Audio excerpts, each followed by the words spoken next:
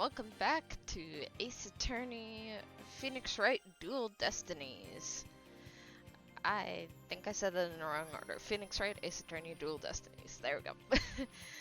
I didn't realize there was such a gap between 2 and 3. For some reason I thought I finished one of the Phoenix Wright games, and then we're starting a new one today, but it's like, no, we're on episode 3, not an episode 1 case. So, my bad. Yeah, lost track of time, lost track of what I was doing, apparently. So, we're starting episode 3 today. So, let's get right into it.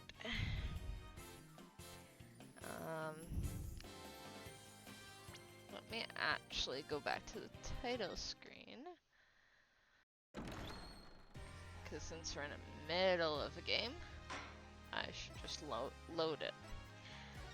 Alright, let's get started.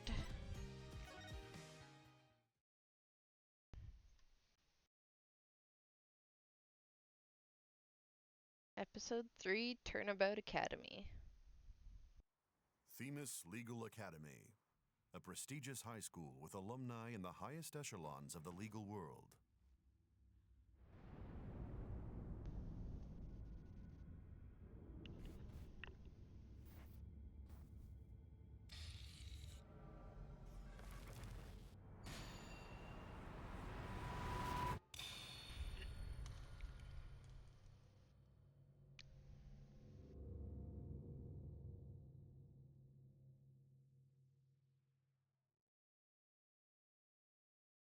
I think this just turned into a horror game.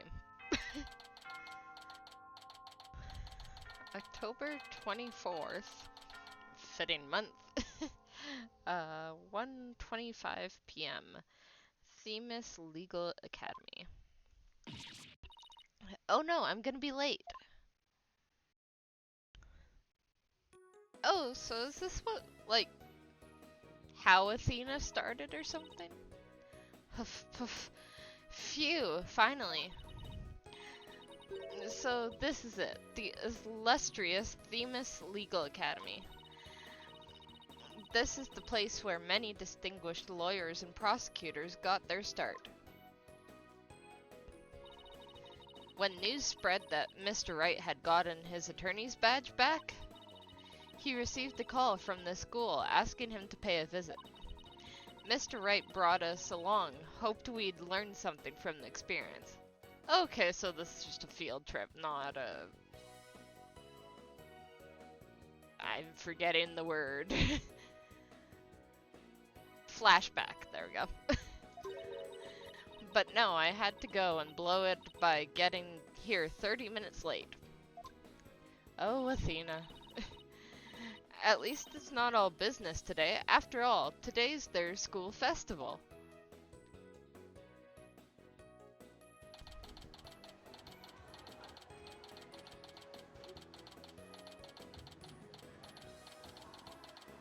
Okay, we're on floor 1 hallway.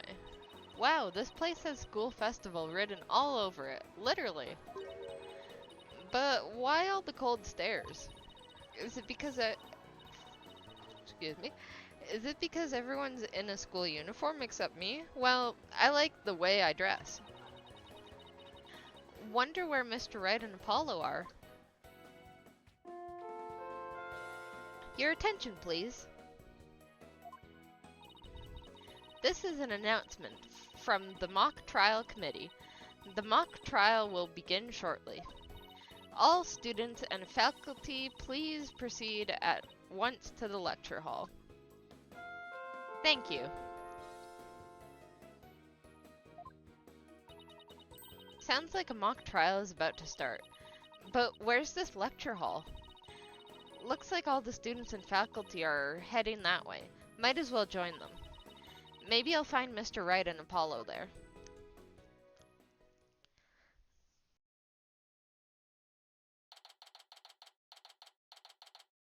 Well, this looks fancy.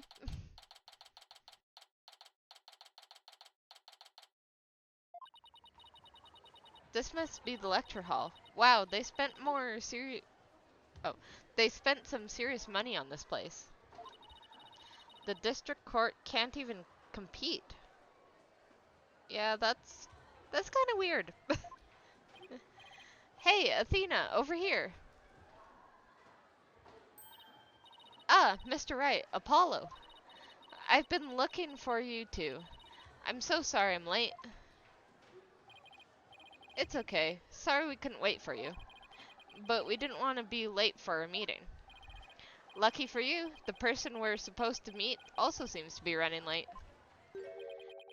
Mr. Wright, Mr. Justice, it seems Prof. Couture has yet to arrive.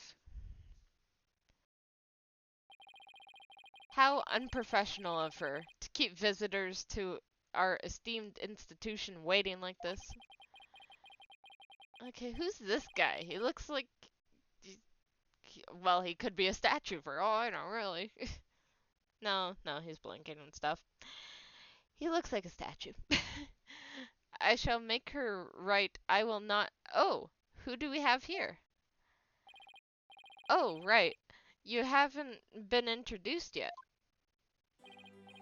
Ah, yes. You must be the young lady Mr. Wright was telling me about. I am Aristotle, means a professor at this hallowed hall of learning. I oversee the lawyer course here. It is a pleasure to meet you. I'm Athena Sykes. I just recently got my attorney's badge myself. It's nice to meet you too. How wonderful. So vigorous and vivacious. You just earned yourself a gold star. Ugh. Wow, thanks. That big smile of his is kind of scary, though. Yeah, I would very much agree. Don't like how his eyes smile. I don't like how I can see his whole entire set of teeth. Definitely creepy. Looks like the mock trial is about to begin.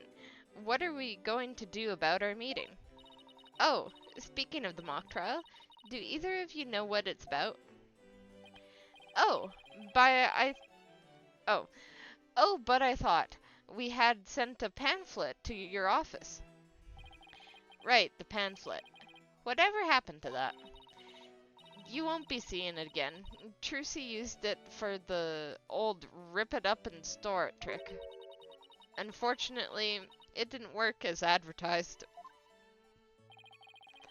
Well, it seems I had better explain the situation then.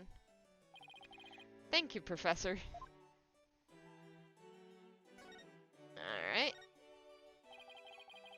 Now, does anyone have any questions? I do, Professor. Could you tell me all about your school? What an excellent question. Here's a gold star for asking. Okay, good. It's just the hand this time.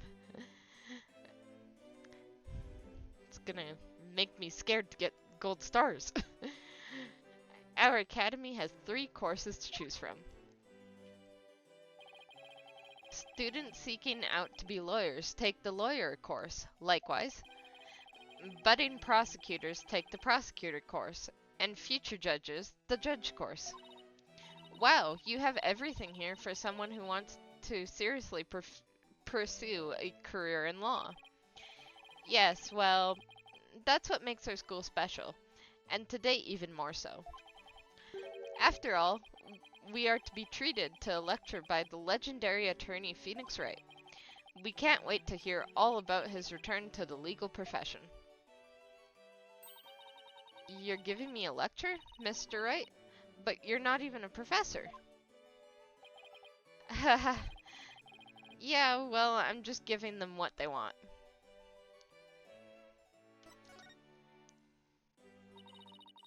Did you even know you were meant to be giving a lecture here today? Yeah, sort of. But I came early because I was supposed to have a meeting with the head of the judge course, Constance Corte. It's been a whirlwind of a morning. Let's leave it at that. Prof. Courtier. She is a wonderful instructor, but quite unpunctual. Oh, so that's who's late. From what I've heard, our esteemed Mr. Wright here is scheduled to hold a training seminar tomorrow, in addition to today's lecture. A training seminar? For lawyers? What exactly does that involve? Why, it involves the very skills that make a lawyer. The arm angle when shouting, objection. The proper way to strike the podium. How to project one's voice. And most importantly, how to bluff your way to victory. Huh? Who exactly do you want to teach stuff like that to again? What a wonderful question. You just earned yourself a gold star. The great honor of taking a seminar by a famous lawyer and a famous prosecutor. That is what is at stake in this mock trial, the crown jewel of the school festival. The mock trial in question is a prestigious event that every student aspires to win. The top student in the lawyer course and the top student in the prosecutor course face off in a simulated court case set in this very school. As for the case itself, we select the best script written by a judge course student and base our case on that. Oh, a one-on-one battle. How thrilling. So, if the student studying to be a lawyer wins, they get to take my training seminar? But what if the other student wins? I'm not a prosecutor, so... There's no cause for alarm. We have a famous prosecutor ready for just such a case. But exactly who it is? Well, that is a special surprise. A famous prosecutor? No, it can't be. Edgeworth? Prof means forgive me for interrupting you and your guests.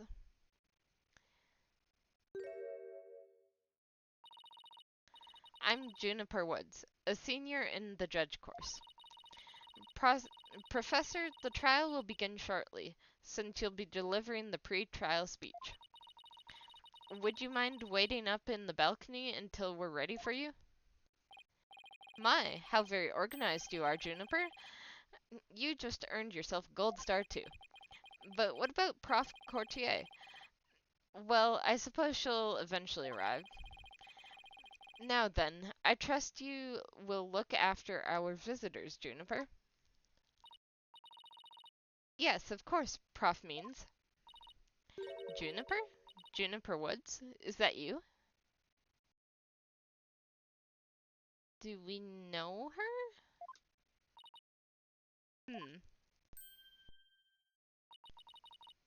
Then, Athena, I almost didn't recognize you. I didn't know you were back from Europe. Wait, you two know each other?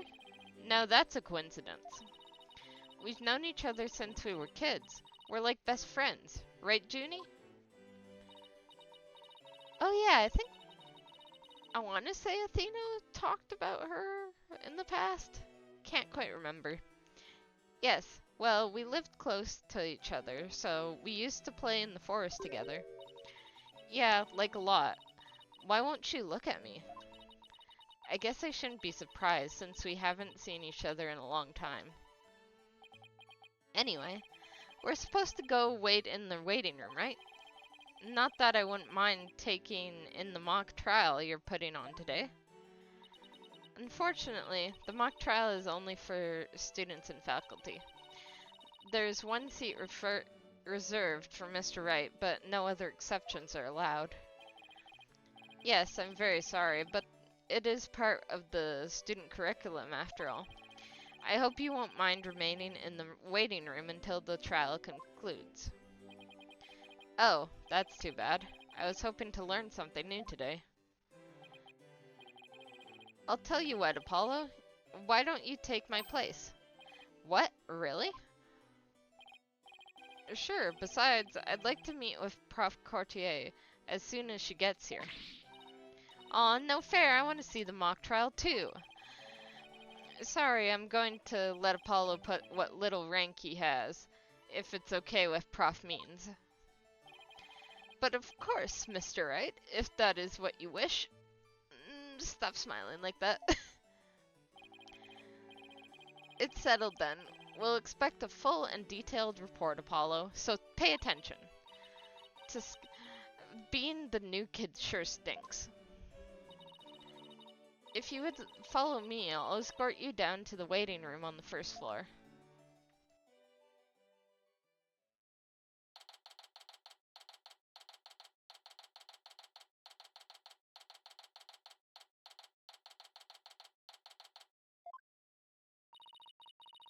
Still no Prof. Courtier. It's been over 30 minutes. And Mr. Wright's snoozing away on the sofa.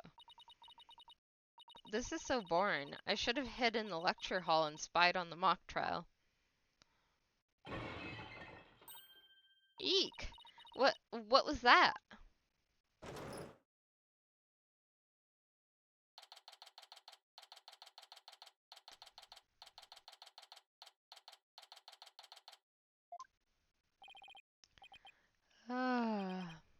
Athena? I could have sworn I just heard something fall down and break. If you go running now, they'll think it was you. Well, it wasn't me. I think it came from somewhere outside. Oh? Well, we better go have a look, seeing as everyone else is in the lecture hall. Okay.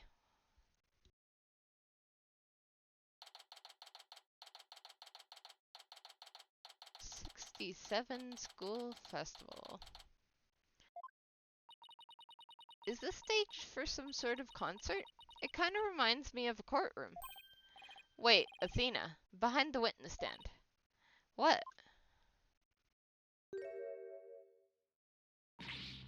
Eek! Prof. Cartier, can you hear me? Professor? Wait, that's who we're supposed to be meeting with. It looks like our meeting's been cancelled for us. No way, this can't be real. Well, what I noticed right away is that she has an arrow to the stomach and she has marks on her wrist like she was tied up. I called the police. They should be here soon. I'll go tell everyone in the lecture hall too. No, wait. They'll find out soon enough once the police get here. Let's do our own crime investigation before it gets too crowded around here. Huh? Are we even allowed to do that? It's no big deal as long as we leave it exactly like we found it. Plus, no, never mind. Anyway, we should look around while the scene's still fresh. But, okay, you're the boss. Alright, let's examine. We should start by studying the body. I wonder what the best angle for this.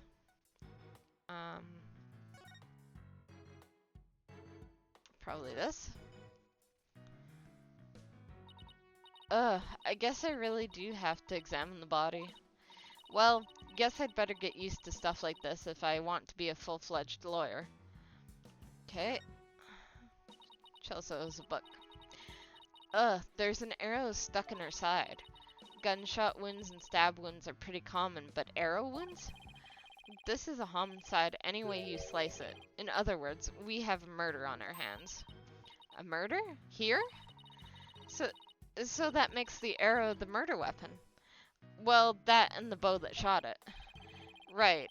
And where could the killer have shot her from? The stage is a sea of obstructions. I'm no expert on archery, but it can't be easy to hit a target with this much stuff around. Would it be possible to kill someone by stabbing them with an arrow? I'm not sure.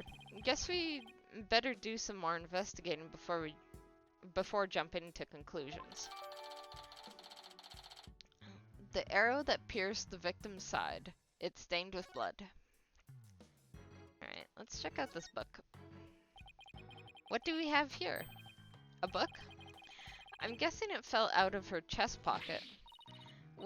Wait, what if it's her diary? That's the most private thing girl has. True, but considering the situation at hand, my apologies to the late Prof. Courtier. No, don't.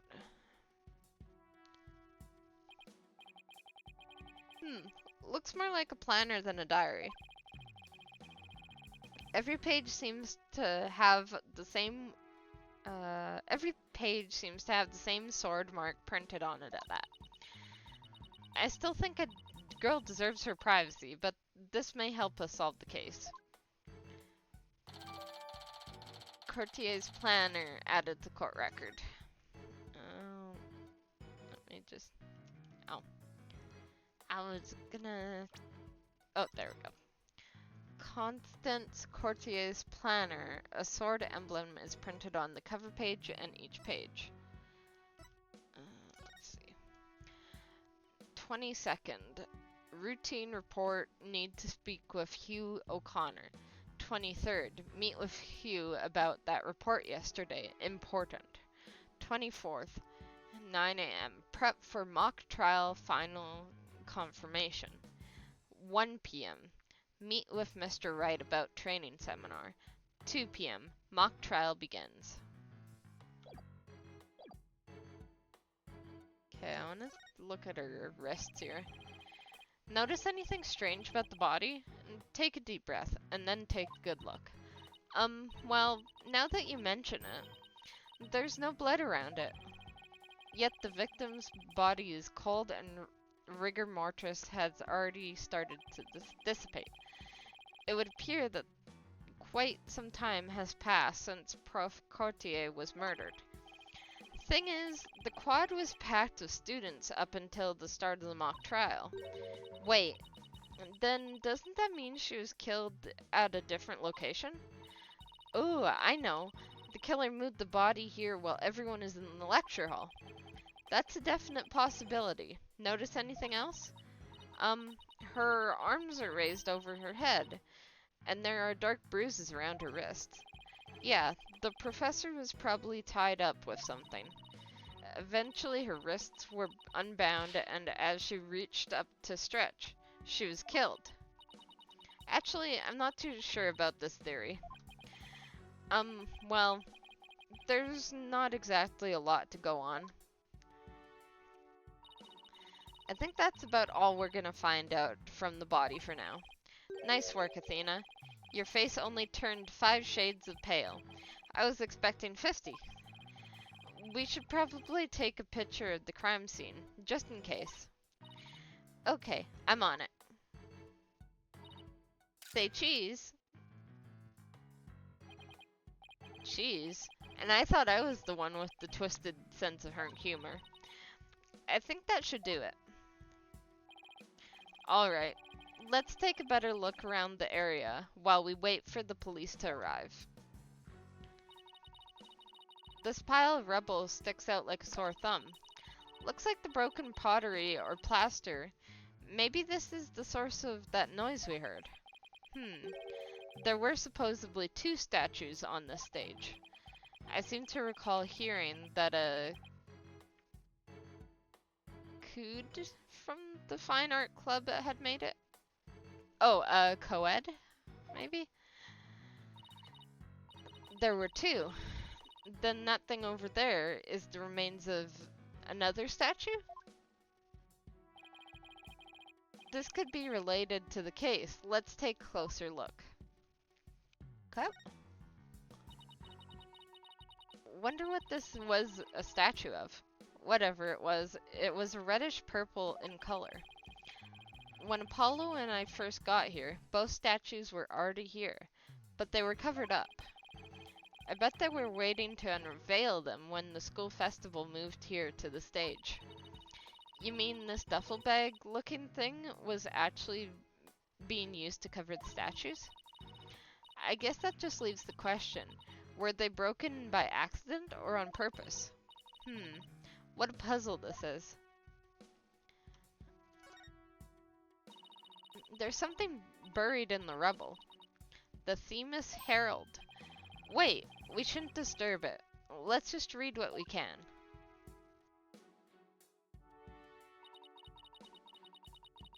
Final act in torrid love triangle centered. On campus, she-devil Juniper Woods. Level-headed lawyer, course genius, and hot-blooded prosecutor, course student. Will go head-to-head in a mock trial battle for the she-devil's black heart. Hugh O'Connor has declared that he will confess to her if he wins. I wonder which one's Hugh. I know that book said that she was, like, meeting with Hugh at least a couple times. Wait, what? I seriously wish I hadn't read that. You find that more shocking than discovering a murder victim's body? But we're talking about my friend Junie here. She never lead guys on like that. Athena, you don't believe everything you read, do you? This article is clearly written with malicious intent. I'm not buying a word of it. You're right, but it's still disturbing, even if it's a third-rate tabloid material. A school paper with a malicious scoop on an alleged love triangle involving Junie. Mr. Wright, Athena. Oh, here comes Apollo. I've never seen anyone move that fast. Hoof, hoof. Listen, something's big happened. I was at the mock trial when the police announced a body had been found on campus. That's right, and we're the ones who phoned it in. We found Prof. Courtier dead behind the witness stand over here. What? Can you show me? What the? We've already had a quick look at the body. It's definitely a homicide. Once the police get here... No, I know it's a homicide. I'm shocked because it's the same. Exactly the same. Whoa, there, Apollo. Take a deep breath and explain what you mean. It's the same. The body, that is. It's just like how it was in the mock trial. What? It's like the mock trial? I know it sounds crazy, but... The body's location and position, the murder weapon, the lack of pooling blood.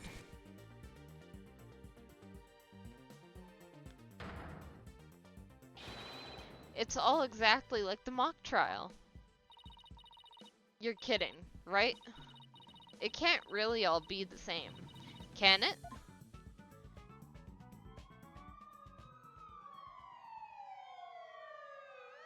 Well, sounds like we're getting cut off by the police.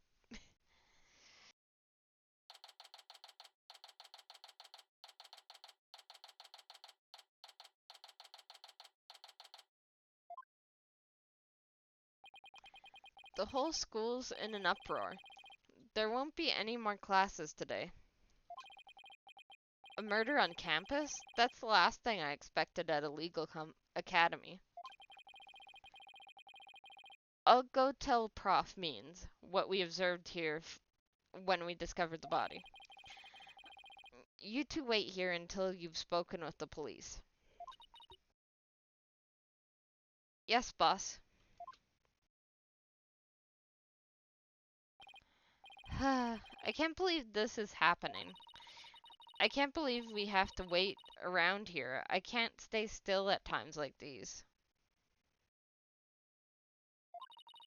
I hope Junie hasn't fainted from the shock of this whole thing.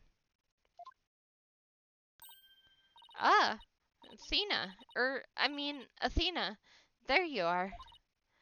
Junie, am I glad to see you? I was worried that... Don't worry about me. I'm student council president after all. I need to be strong. Student council president? Wow, I'm impressed. She's really changed. She used to be kind of sickly and shy. Juniper, was it? You mind if we ask you a few questions? Yeah, we're stuck here waiting for the police, and there's really not much to do. Sure. What would you like to know?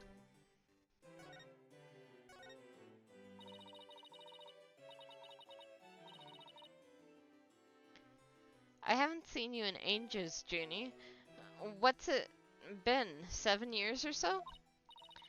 Yes, and I remember how you were always there for me, Athena.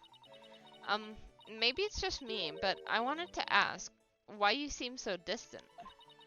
Remember how you used to call me Athena? I liked it better that way. It felt like we were sisters, you know? Yes, but I'm student council president now. And as the student representative of Themis Legal Academy, I have to act properly. She was never this stiff and formal before. I knew you wanted to be a judge, but I didn't expect this. It's such a prestigious school, and you're in the judge's course to boot. Yes, Prof Courtier had been in charge of it until, well, you know. Oh, right. Prof Courtier was the professor in charge of Junie's course.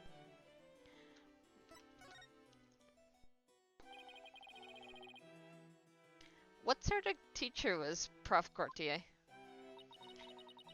If I had to sum her up in a single word, I'd say she was amazing. A judge must always seek the truth. That was her mantra, and she used it in trying to fix what was wrong with our school. She was a beacon of hope in the dark age of the law. What's wrong with your school? What did you mean by that? Oh, nothing. Never mind. Suspicious? Am I imagining things, or did I just detect something in Junie's voice? I don't think you're imagining things.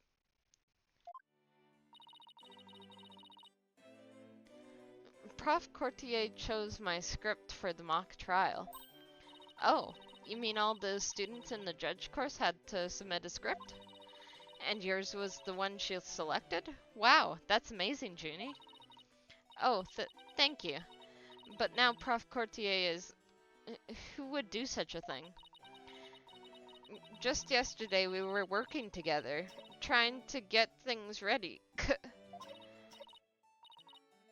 Excuse me. Are you alright, Junie? Maybe you should take it easy for a while. So she's still got that cough. Guess she's not as strong as she pretends to be.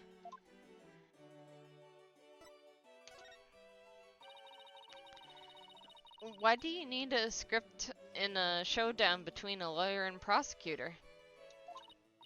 Well, we were simulating a trial, so we needed a script as a framework. All the details about the incident and the people involved are included in the script. We also prepared a crime scene, photos, a murder weapon, and other kinds of evidence. Wow, you guys think of everything. Must be hard getting all that ready. Yes, well, it was only Prof Courtier and I. After all, we didn't want the script or other elements of the mock trial to get leaked. We were the only ones in the entire school who knew all of the details. Must have been a big pain in the... that must have been real difficult. I wrote the script so that the case could go either way. That way, the defense and the prosecution both had an equal chance of winning. Heh? If you think that's all she's capable of, you've got another thing coming. Huh? Who said that? Juniper's genius doesn't stop at her brilliant script. Yeah! She gave an award-winning performance as the defendant, man. I think I found a rival to my cords of steel. Hugh? Robin?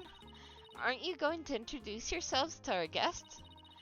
As student council president, I won't have you treating them rudely. Heh, you're right. I heard Mr. Wright was bringing a couple of guests with him. That would be you two, Apollo Justice and Athena Sykes. Yep, I'm Athena Sykes. And I'm Apollo Justice. Nice to meet you. I'll pass on the handshake. I'm studying to be a lawyer. The name's Hugh O'Connor. Okay, so I guessed who was who, perfectly, I guess. But some call me Mr. Perfect because I never score less than 100% on tests. Ugh, most pretentious introduction ever. And what's with his hand? Is it glued to the side of his pocket, or what? Yeesh. Let me be the first to apologize for Hugh's totally rude introduction. Sorry! Now here's my intro. I'm Robin Newman. I'm studying to be a prosecutor, like the really cool kind that nails the bad guys. No! Where's the sincerity? So, he makes pottery too? And what's that bracelet contraption for? Junie sure has made some unusual friends. These two were the lawyer and the prosecutor in today's mock trial. And even though I wrote the script, I also played the part of the defendant.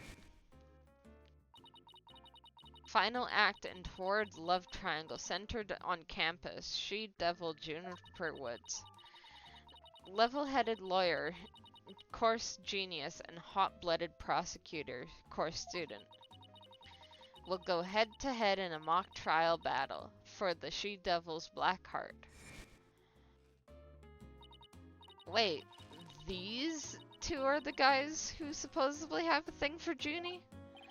Heh, Juniper, come on, your role's way beyond just that. That's right, the mock trial is just the start. She is also the school festival's main event. Live on stage, Juniper Woods, and the crowd goes bananas. Woo!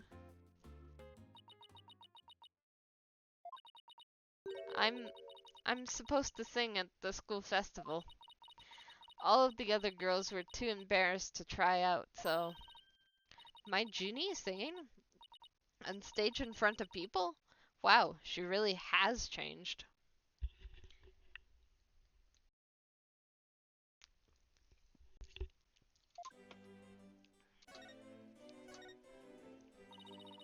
I was responsible for making everyone's stage costumes. And this is what I'll be wearing. Wait. Doesn't that look like, I forget her name. That's amazing, Junie. But then again, you were also always good at that kind of thing. These constellations in particular are really something. Oh, thank you. One of my favorite things to do is look up at the stars in the middle of the forest. I don't know, it reminds me of the trial we had with the band and the magicians. Like, she had a sort of cloak just like that. Huh, so you're a fan of the night sky then? Wow, Apollo, didn't you know? Oh wait. Wow, Apollo, didn't know you were such a romantic. It's not like that. I have this friend, he and I go way back, who got me really interested in space. Wait, you had Wait, you had friends when you were young? Color me surprised. As student council president, I cannot allow such mean-spirited teasing to continue. Eep! I think she's angry. A costume Junie was supposed to wear. It has a glowing star pattern with notes 2 pages. The costumes were no problem, but as for singing, I'm not sure I... No, you can do it! That's right, and anyone who says otherwise will have to answer to me. It's like a chivalrous love triangle, a damsel in distress and 2 knights in shining armor. Maybe the Themis Herald article wasn't too far from the truth. Speaking of the latest news, I wonder how the mock trial turned out. So, who won? So, how did the mock trial end? We were just about to reach the verdict when the police arrived. Now we'll never know how it would have turned out.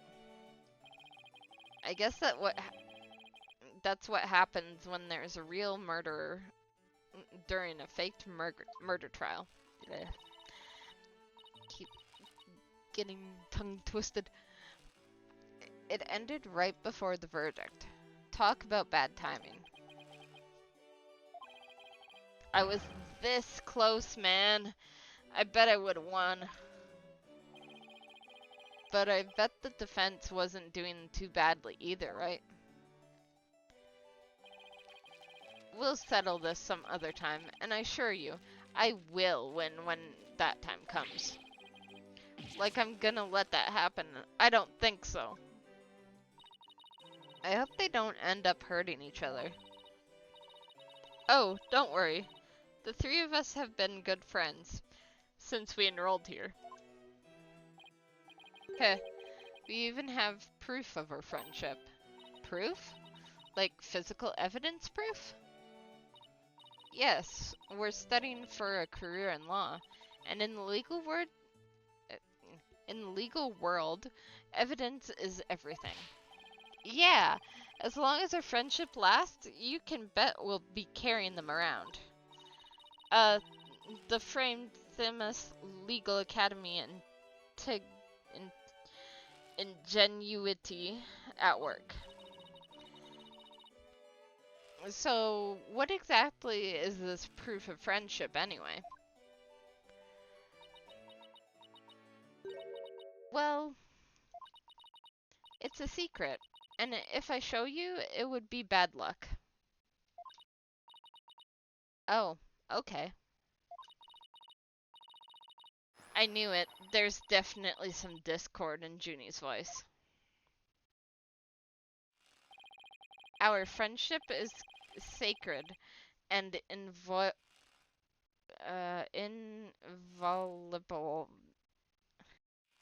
It's not something to put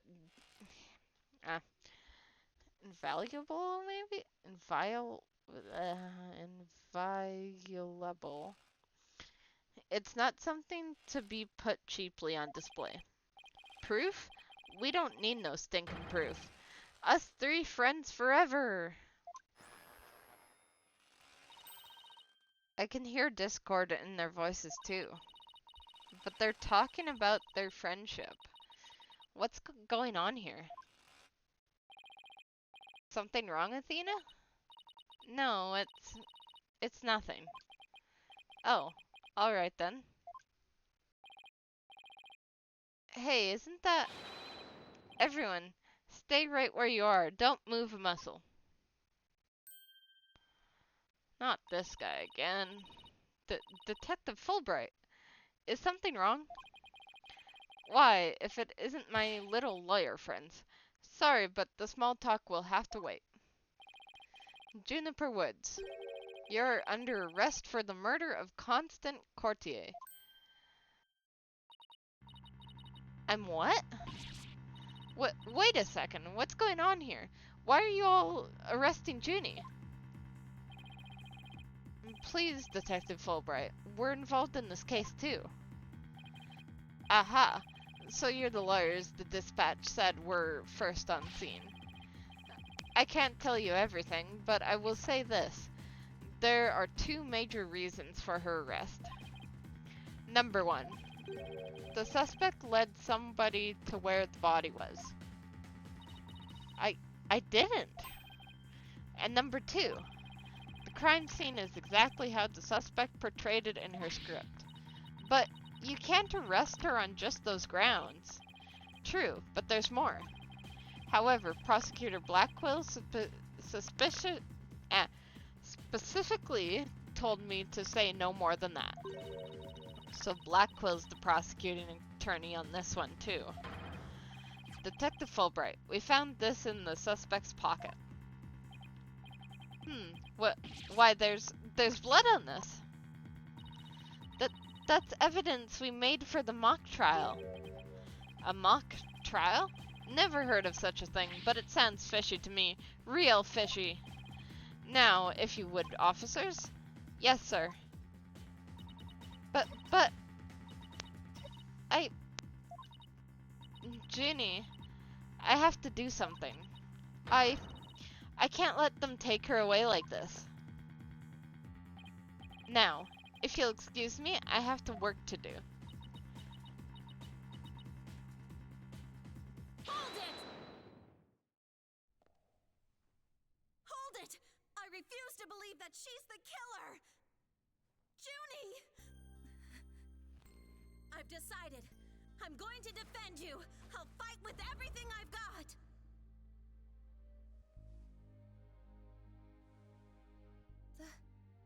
Athena.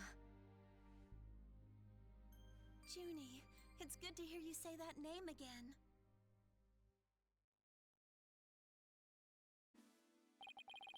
Hate to interrupt your bonding time, but... aren't you rather new to all this? You're barely even a lawyer. Well, I don't have much experience, and I may need Apollo and Mr. Wright's help at times. But nobody believes in Junie as much as I do. I'll help you too, Juniper. There's no way you murdered your professor. Athena, Apollo, thank you both. I'm counting on you. We've got your back, Junie. Guess things worked out after all. Now that you have your lawyers, Mr. Wood, Miss Woods, it's time for us to head back to the station. I can't believe Junie's been arrested for murder. And I can't believe I accepted her case without asking Mr. Wright. Take a deep breath and relax, Athena. I'm here to help with whatever you need. So let's get right on the case. Right. Heh. I won't have this case left in the hands of rank amateurs. If anyone's going to solve this case, it'll be me. Time to investigate. Why that smug little... He hasn't even finished law school. You? That was totally rude. And you're not the only one on the case, man. I'm in, too. Big time. Juniper Woods. Okay. Now that those two are gone, let's get back to what I was talking about in front of the stage. About the mock trial, that is. Oh, right. You said the victim's location, position, and so on were just like the script. Exactly. But without the script or any props, it's kind of hard to explain. Perhaps I could help. Her forehead.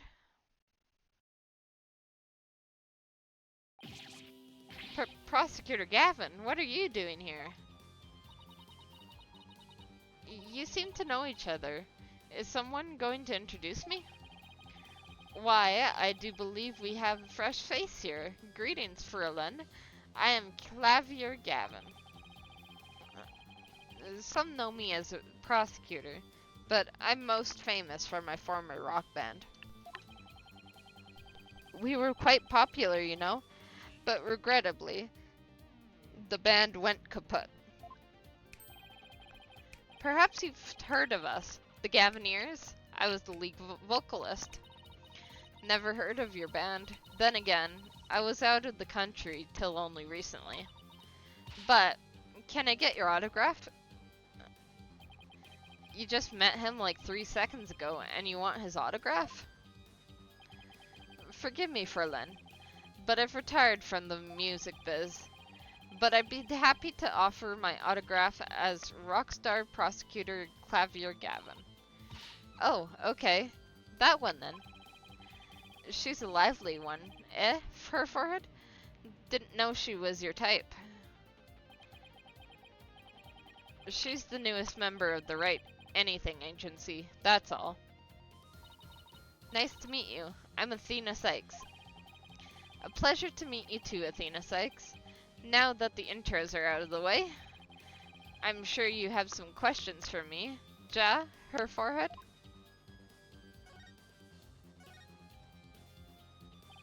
So, what are you doing here, Prosecutor Gavin? He was the prosecutor, guest, obviously. I'm here for the same reason as your boss, to give a lecture and a training seminar. Exactly. So he's the famous prosecutor they invited. And I have another crucial role to play. I'm just sad it's not Edgeworth, that's all. The Gavineers are getting back together for a one-time special performance. Even though you guys disbanded? Which was a shame, by the way, really. Ja, I know how much you adored our music, her forehead. Anyway, I studied abroad in Germany to get my badge early, but I did graduate from there, here. Wait, so that performance Junie mentioned? I see you've heard about that. Oh, that's why the costume looked familiar. 'Cause it was from his case.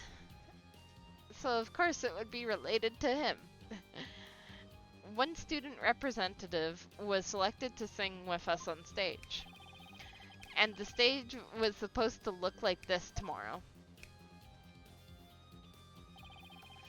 2 big banners and a pair of wicked statues. This is all an illustration, but it's not half bad. Wicked statues? Wait, are these supposed to be you and Mr. Wright? Bingo, Ferlin. And they were so big and magnificent too. What a terrible waste. But the worst part of this whole thing is, my long-awaited reunion with my mentor never came to pass. Wait, don't tell me your mentor was Prof. Courtier. She was the one who taught me how to think about the law. So, Constance Courtier was your professor here at the academy. She may have taught the judge course, but she had a huge impact on me. She was fond of saying, the end is only justified through proper means. She wouldn't tolerate dishonesty and always revered what was right beyond all else. I can feel Prosecutor Gavin's sadness. Oh no, I think I'm gonna cry. Athena, are you tearing up? Though I can't blame you. Prosecutor Gavin owes a lot of who he is to Prof. Courtier. Exactly. So, you can see, we are both joined in purpose, so to speak, ja? Now, let's rock this place hard. Huh? I don't follow. Let's rock what? Forget already, her forehead? I said I'd help you explain the mock trial. We're going to reprise it right here in the lecture hall. It might help us catch her killer. Okay.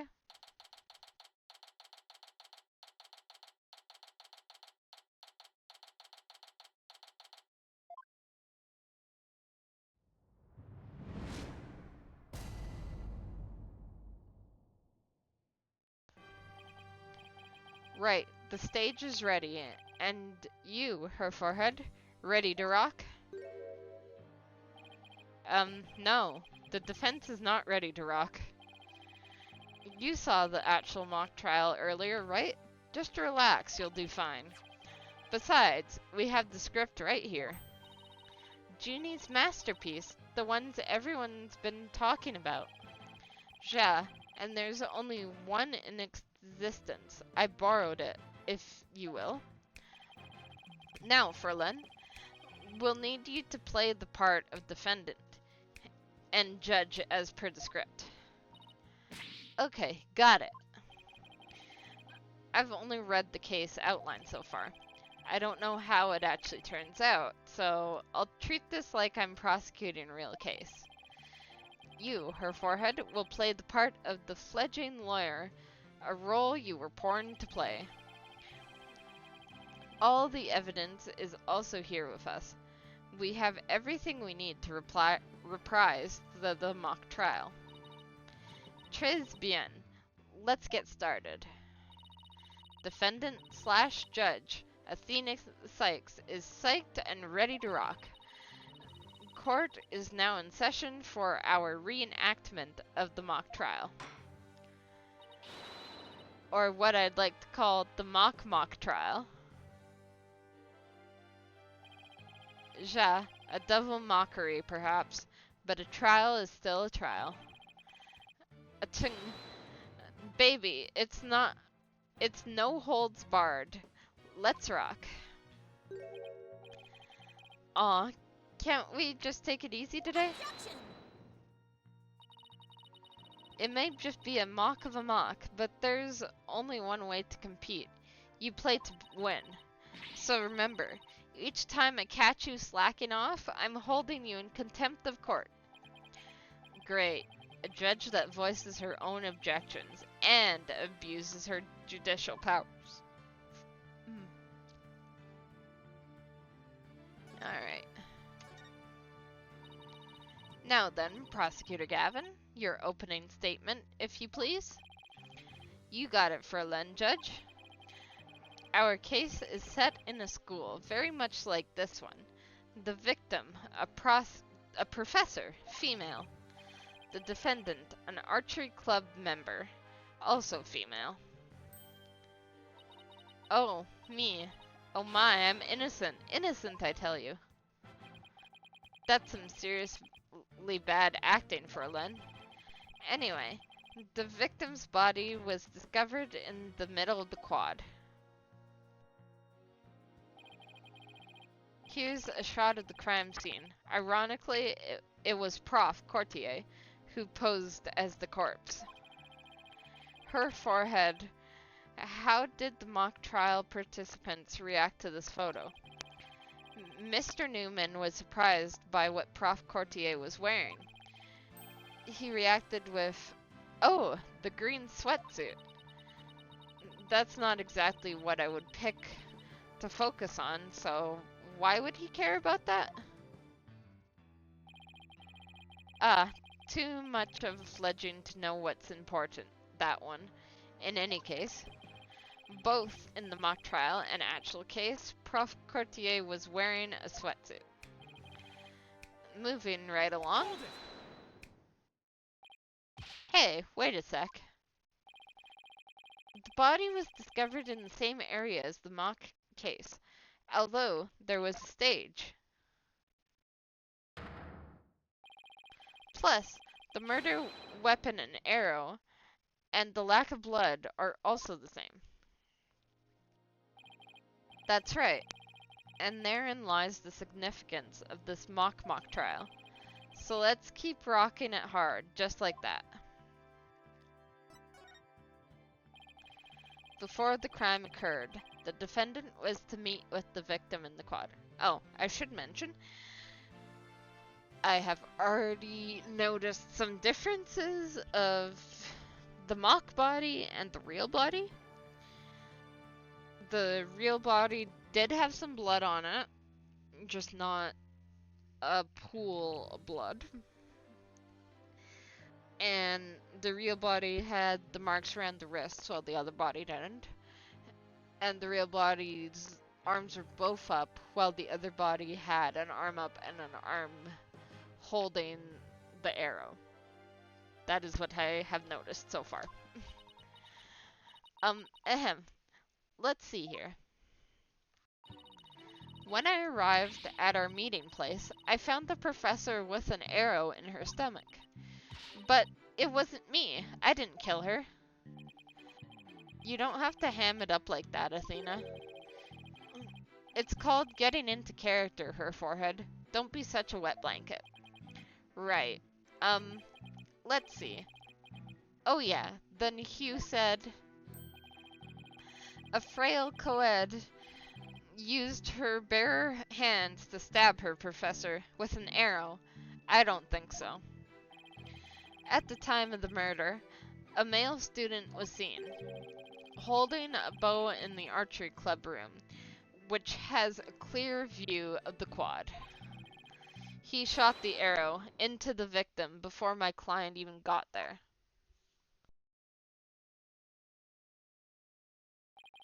"99. Her forehead, what feigned swagger does not suit you in the least." "Order, order, order! Especially you, Mr. Justice." "Me? But I was just trying to get into it like Mr. Euro Rocker said." Euro Rocker. So the victim was shot from the archery club room before the meeting even took place. Hence, the defendant could not be the killer. It seems to be the defense's assertion. Prosecutor Gavin, do you have any objections? The autopsy report notes that the edges of the victim's wound were unusually ragged. Could such physical trauma possibly result from an arrow shot from a bow? 9. I believe the victim was impaled with the arrow by hand, post-mortem. In short, the real murder weapon was not the arrow at all. When Robin was prosecutor, he had a tough time determining the real murder weapon. Well, he's just a student, a warm-up act, while I am the real deal, the headliner, so to speak. The true murder weapon was most likely the awl that was left in the art room. An awl? What's that? An awl, you say? What might that be? It's a kind of tool used for poking holes in paper, wood, and other materials. It's kind of like an ice pick. I have a photo here if you're interested. Gross. It's all bloody up to the handle. Please, tell me it's just paint. Most likely, Ferlin. Pretty realistic, ja? Let's pretend it's real blood for now. The defendant's prints were lifted from the murder weapon. Furthermore, traces of the victim's blood were discovered in the art room. That's where I believe the murder actually took place. So, the question now is, how did the body get from the art room to the stage?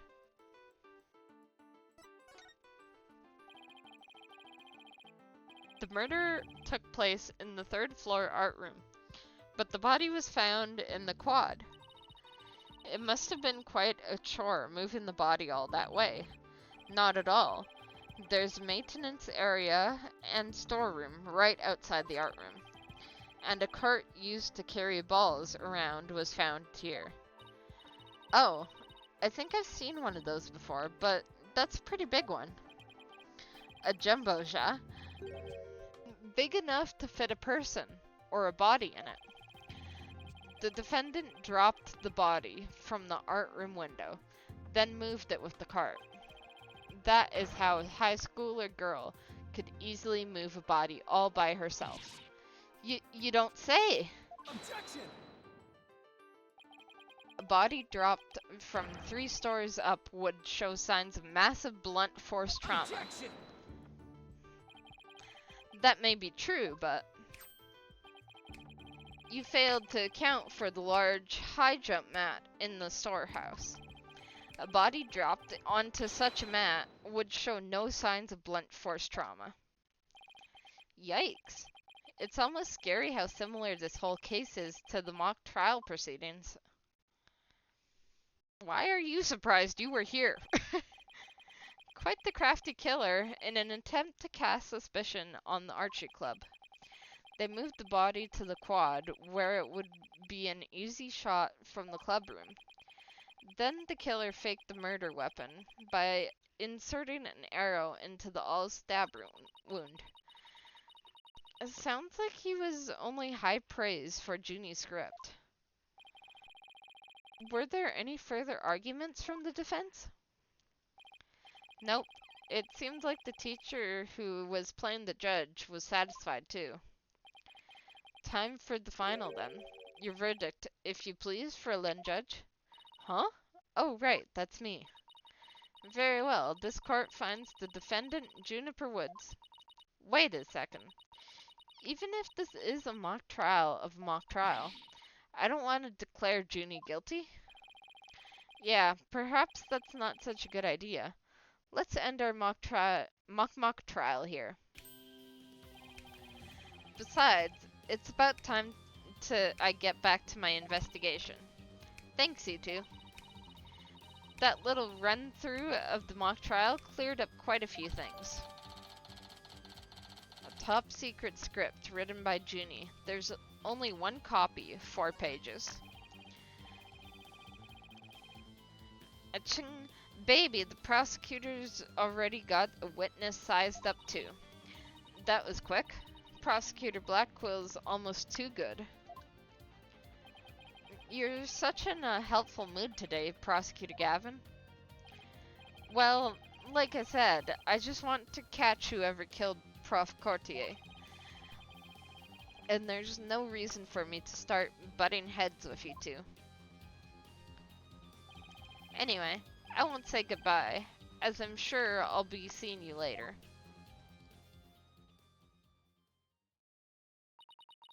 I always thought prosecutors were all a rather scary bunch. But Prosecutor Gavin seems pretty nice. Yeah, he's not so bad as prosecutors go.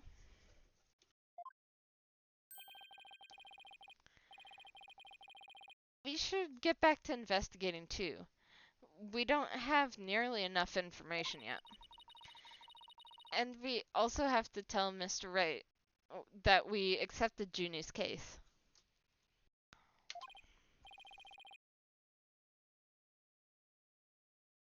Right. Looks like we have our work cut out for us.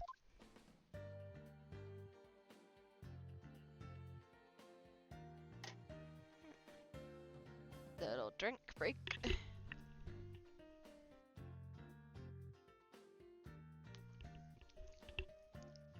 Alright. Now, where do we want to go? I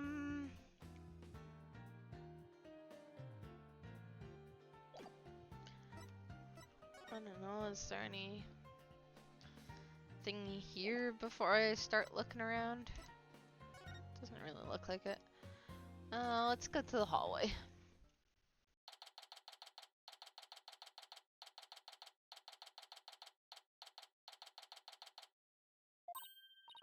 Ah, Mr. Wright.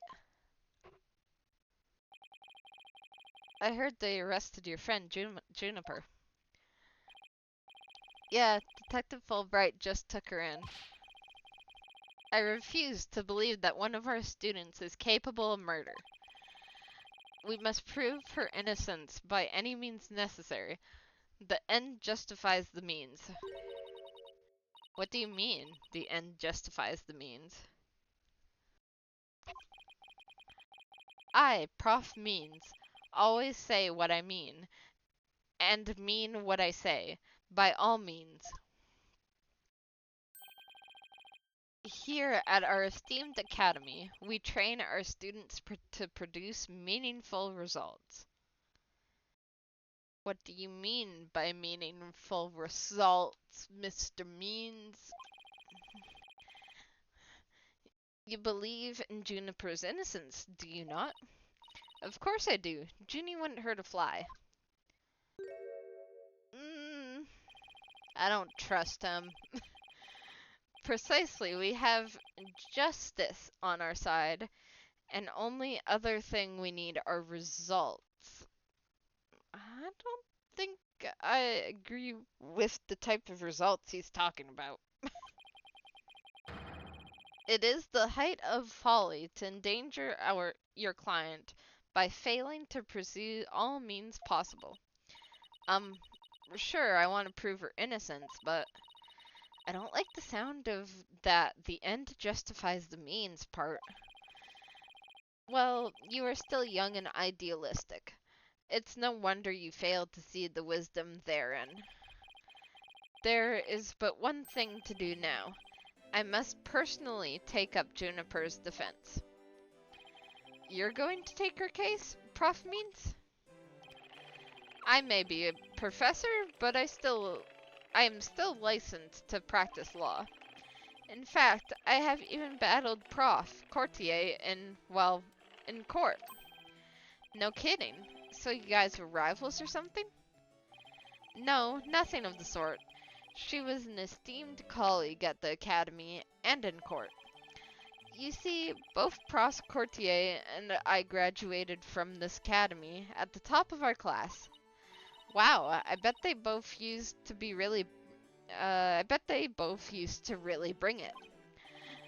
Now, if you would excuse me, I had best go discuss the case with Juniper. Prof Means, please wait. I didn't want to say anything, but Apollo and I already agreed to take her case. It's true. Juniper is counting on us to prove her innocence. Really now? You two? And when were you planning on telling me? Sorry, boss. I know we should have asked first, but... relax. Your friend is just hauled away in front of your eyes. Sometimes you just have to make snap decisions. And I think you made the right one. How wonderful. Very well, Athena Sykes. Let me ask you just one thing. As a lawyer, what is it that you treasure beyond anything else? Heh, that's an easy one, Professor. Seeking justice for my clients. What a wonderful answer. Juniper must be overjoyed to have a friend such as you. As her professor, I too shall do whatever I may to help her. And if you decide to take the end justifies the means strategy, come see me at once. Let's hope it never comes to that. Now, if you would excuse me. Something tells me he's a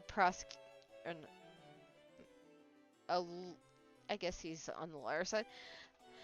Something tells me he's a lawyer who fakes evidence. But then again, I have no proof of that, so I guess I shouldn't say anything. Well, time's a-wasting. You better start investigating, and fast. But first, how about I tell you everything I know so far? Yes, please. Have you learned anything new about the case? Actually, I ran into Professor Gavin, and he told me something interesting. Seems the murder took place in the art room. There's traces of a large pool of blood there.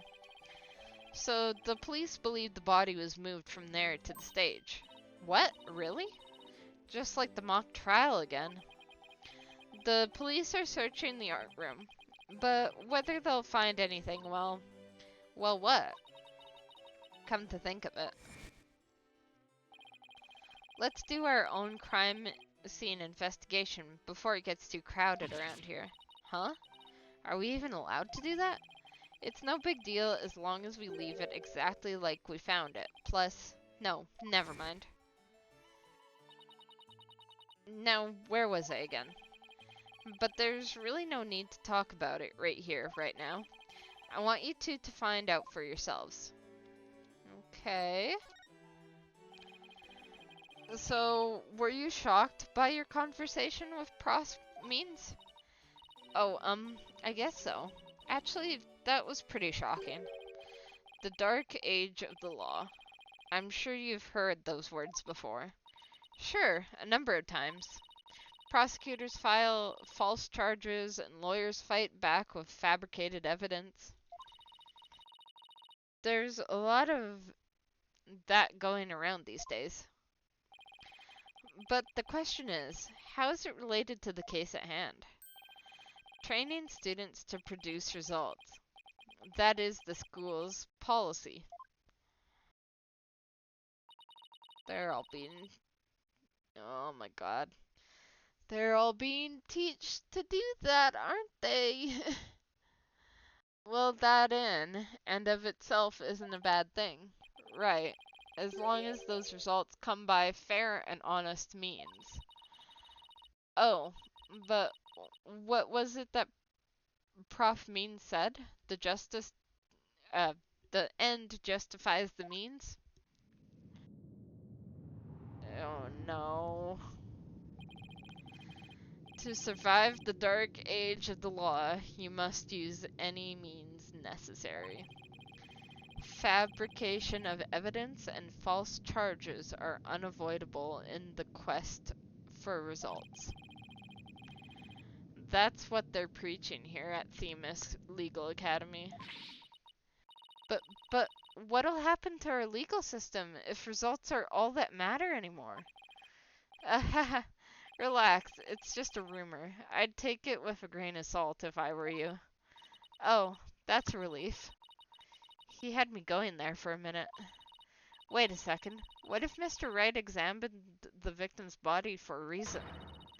Maybe he was worried someone might actually tamper with the evidence. I think that about wraps up what I know so far. The fact that this case closely resembles Miss Wood's script is obviously important. Knowing that, you should probably try and identify what's the same and what's different. Okay, I'll try talking to as many people as I can on campus. Okay.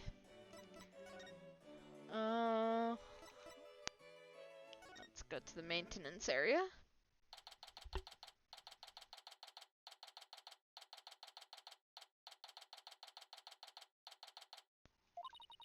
Thought we would go to the art room, but that was not on there, so.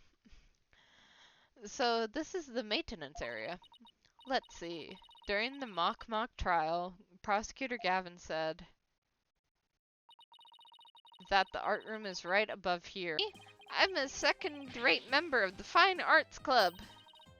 The Fine Arts Club? Looks like the broken pottery or plaster. Maybe this is the source of that sound we heard. There were supposedly 2 statues on the stage. I seem to recall hearing that a co-ed from the Fine Arts Club had made them. 2 big banners and a pair of wicked statues. This is an illustration, but it's not half bad. Wicked statues? Wait, are these supposed to be you and Mr. Wright? Bingo, Frillin. And they were so big and magnificent, too. What a terrible waste. Say, did you create those stage statues by chance? You bet I did. Both of them. Put my blood, sweat, and tears into those things, man. It must have been terrible seeing them all smashed up like that. Nah, I couldn't face Prof. Courtier if I let something like that get me down. What do you mean? Prof. Courtier was the Fine Arts Club advisor. She was all about truth and beauty, man. She always said, the only good result is the truth. That and only lawyers who seek the truth through legitimate means produce worthwhile results. Yes, I'm totally on your guy's side. She must have been an incredible woman. Yeesh, and you call me loud when I practice my chords of steel. Oh man, why'd I have to take the prosecutor's course? I mean, how am I supposed to say Juniper if I'm studying to be a prosecutor? Don't worry, I'll clear Junie's name, you'll see. The 3 of us had a dream together. We swore we'd make something happen together. Prosecutor, lawyer, judge, the 3 of us would hold the fair and honest trials. The dark age of the law? Ha! We were gonna put a nail in its coffin, man. Wow, you guys swore to do all that? But no! That stupid school rule had to ruin it. School rule? Which one? Anyone with a prior conviction, no matter how minor the offense, they won't be allowed to graduate from the stupid holier-than-thou school. A tough legal academy with even tougher rules. Junie will never become a judge unless I can prove her innocence. And if I fail, the three of them will never realize their dream. It's like someone put pressure on my pressure.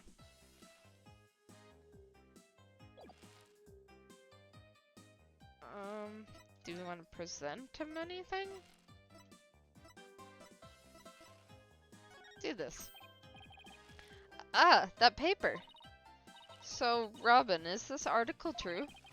The author of the article has been gunning for the three of us for some reason. It's been nothing but trashy articles like this as long as I can remember. Maybe the author just wants your attention. No way, man! The venom in those articles is way beyond that. I wonder. Whoa! Did you make that? Let me fire it in the kiln for you. Just give it to me and I'll take care of the rest. I think I'll pass on the kiln firing this time. Phew, I dodged a bullet there. Okay, move that. Whoa! Deja vu, man! It's like I can almost taste my near victory again. But no! The final showdown was cancelled because of that murder! This topic sure seems to strike a raw nerve. I hope it doesn't come between you guys. You kidding? Our friendship. It's like a diamond, only tougher. It's like a powdered keg before a spark. It's like the clam before the storm. Or calm? Did I just read calm as clam? What's wrong with me today? In other words, it's under a lot of pressure and ready to blow at any moment.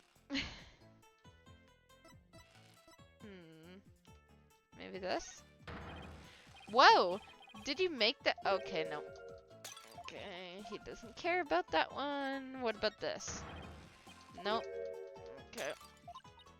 Not that. You wanna see this? Whoa! Check out your badge! What do you think? Nice and shiny, huh? Yeah, it's awesome. If the plating ever starts to peel or gets all bent up, let me fix it up for you. Really? Thanks. No problemo. I'll have some primo clay and glaze all at the ready, just in case. Wait, what does clay have to do with my badge? Oh. I think he's just gonna mess it up, so maybe just don't give it to him. Anything else? I feel like I tried to show him everything. Nothing new there. Let's go to the outdoor stage.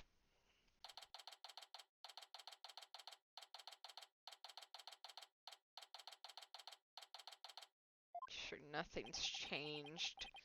I thought the area was cordoned off. Hey, the police are discussing something over there. Oh, I know. I'll just quietly sneak over for a listen. Here goes. Ah, Athena, watch where you're... Huh? Eek! Ouch! Who put this stupid box here? Wait. Eek! Apollo, this box, there's... What now? There's someone or something inside. Don't let it be a snake.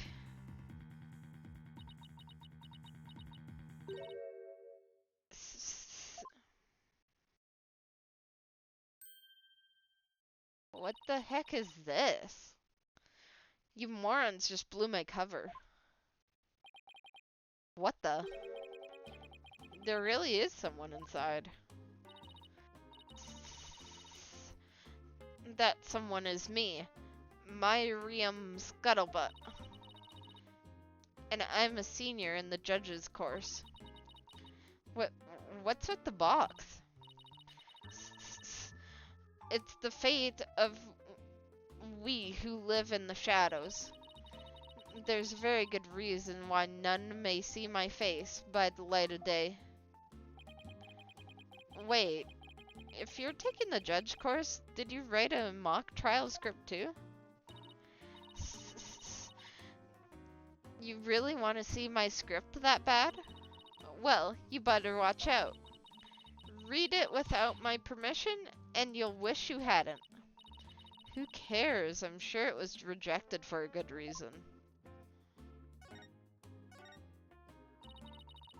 Oh, so you're studying to be a judge, too. You must be classmates of Juniper. Are you friends of hers? Juniper? Sure, she's my friend. That's why I'm gathering info. Now, tell me all that you know. You know, for tomorrow's trial. For tomorrow's trial? What are you talking about? I'm going to take the stand, naturally.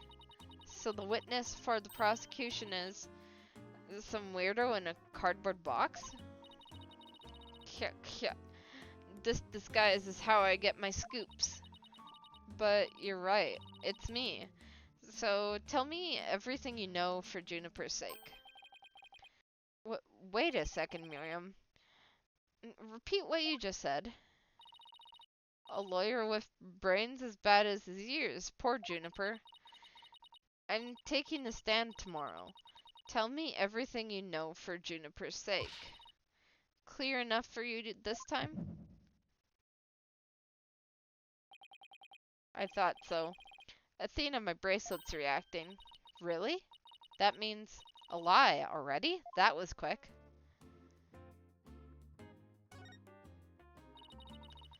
Oh, so you're studying to be a judge too. You must be classmates. One of my friends. Oh, right. I think I pressed the wrong button.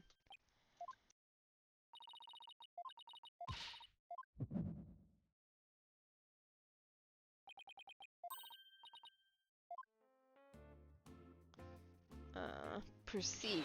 There we go.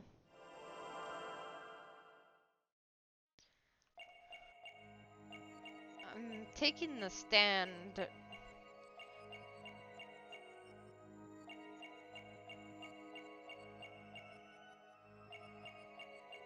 Tell me everything you know.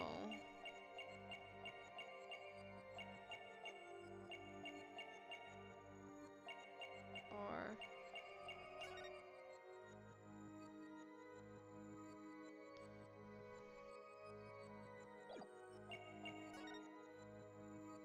Sweating. Miriam, your unease is betrayed by a little habit of yours. Think you can see through me with your silly little guesses? You're wasting your time. My box is impenetrable. Nobody sees the real me. Gah!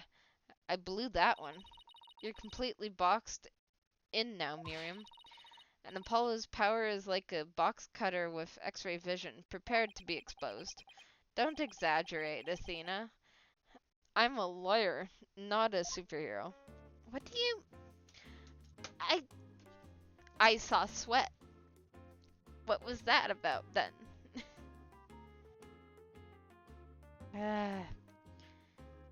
I saw sweat. I'm going back in.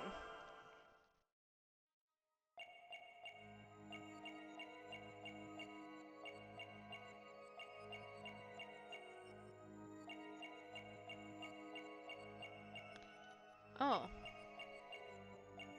Okay. Maybe the hat. It seems like she's consistently sweating. Oh, there we go. Okay, I didn't notice that she was constantly sweating.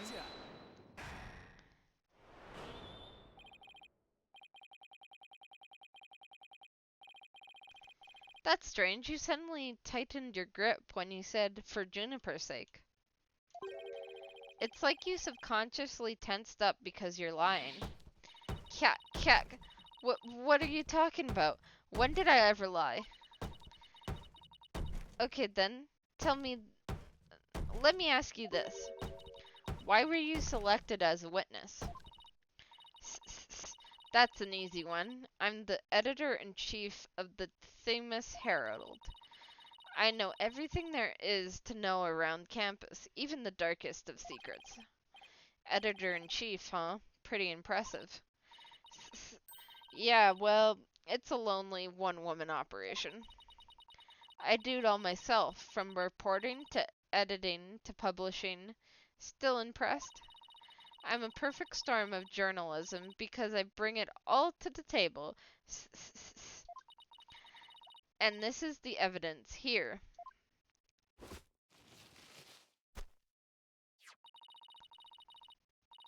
An extra edition of the famous Herald, published to coincide with the mock trial. An extra edition of the school paper that covers the mock trial. Thanks, Miriam. You've revealed who you truly are. Someone who's never had Junie's best interests in mind. What? Are you questioning our friendship? Look, you may want answers, but no can do, because what you're saying conflicts with this piece of evidence. That's the Themis Herald, the paper I published. What about it? Are you really that dense? This article is full of malicious lies about Junie. It's definitely not something a true friend of hers would write. Kek, you got it all wrong. Another staff member wrote that one. I don't think so, Miriam. You even said it yourself just a moment ago. It's a one-woman operation. Or did you forget already? If you just give me the info you have. Stupid pawn. Juniper's just using you.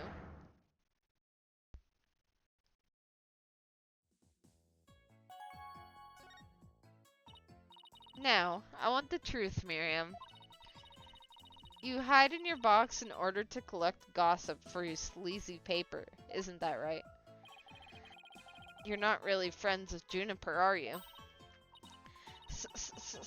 No, duh. She's the target of my scoops, and my readers demand dirt. Extra, extra. The dirty little secret of the squeaky clean student council president. Dirty little secret. Alright, what are you planning to say in court, huh? I'm a witness to her part in the crime. I'm going to tell it all in a shocking expose. The end justifies the means. That's my brand of tell-all journalism. The end justifies the means. Wait a second. Not this again. In the dark age of law, many of us embraced Prof. Means methods, even future judges. I've even adopted an end justifies the means brand of journalism, which includes tape recorders secretly hidden all over our campus, secretly recording every last word without anyone being any the wiser. Doesn't she realize that's totally illegal? And one of them was at the scene of the crime, the art room. You put a tape recorder in the art room? What did it record? You want to know? You really want to know? Yes, please. That's so nice of you. Like I'd really tell you now. The big scoop comes out in court tomorrow. Tisk. You're so mean, Miriam. According to my evidence, a fatal fixture had opened between the three of them. Who? Junie, Hugh, and Robin? And what do you mean by fatal fissure? Juniper, Hugh, and Robin used to be the best of friends. Used to be. They still seem to get along fine to me. I did sense some discourse, though. I don't know anything. Prof. Means has his followers and Prof. And Courtier had hers. Their influence is inescapable. Are you implying that one of them adheres to that extreme idea you and Prof. Means have? But why would anyone follow that philosophy? How could you possibly understand? You're new around here. Miriam, wouldn't you feel better if you came out of the dark and into the light? I can see fine in here. You'll be the one seeing the light in court tomorrow. Then you'll realize how guilty Juniper Woods is. We're going to have to cross-examine her tomorrow, and I don't know where to start. Well, let's at least take care of whatever we can today. You're right. Let's see what else we can find out. Okay. I don't know. Do you have anything else to say on this? I love this newspaper. The paper quality, the printing method, the smell of the ink. Could it be more perfect? Is it really that amazing? Meh. You just don't get it, do you? Toilet paper, hamster cage lining, window wiper. My paper is so awesomely versatile. Am I to understand that the contents run the entire spectrum of fecal matter as well? If you want to give me a present, slip it through my hole in my box. Or, if it's too big, you can open the top and give it that way. So, which way is it gonna be? Either way creeps me out. Okay, no.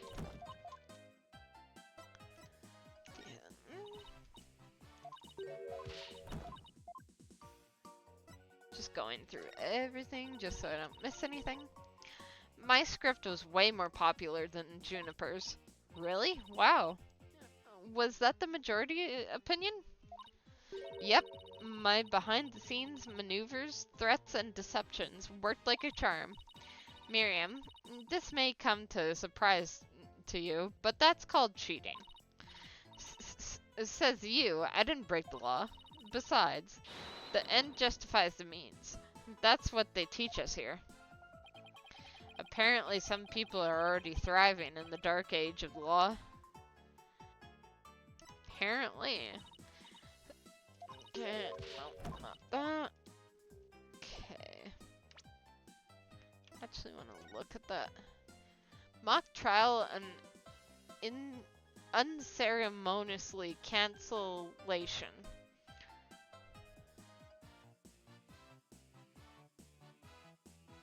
What's in his hands? Weird. Okay, I think that's it. Yeah. Let's get to the agency.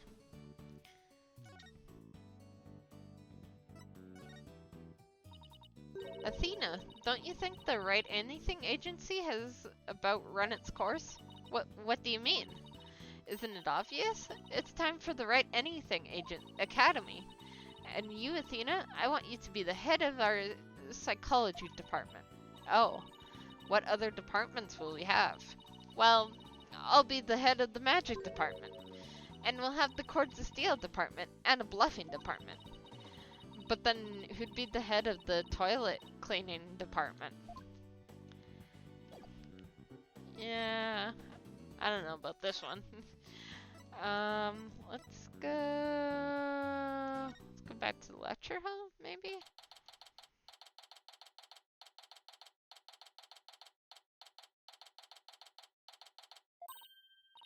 Look, there's Hugh. Hey, Hugh! Perfect. Oh, it's you two. Do you want something?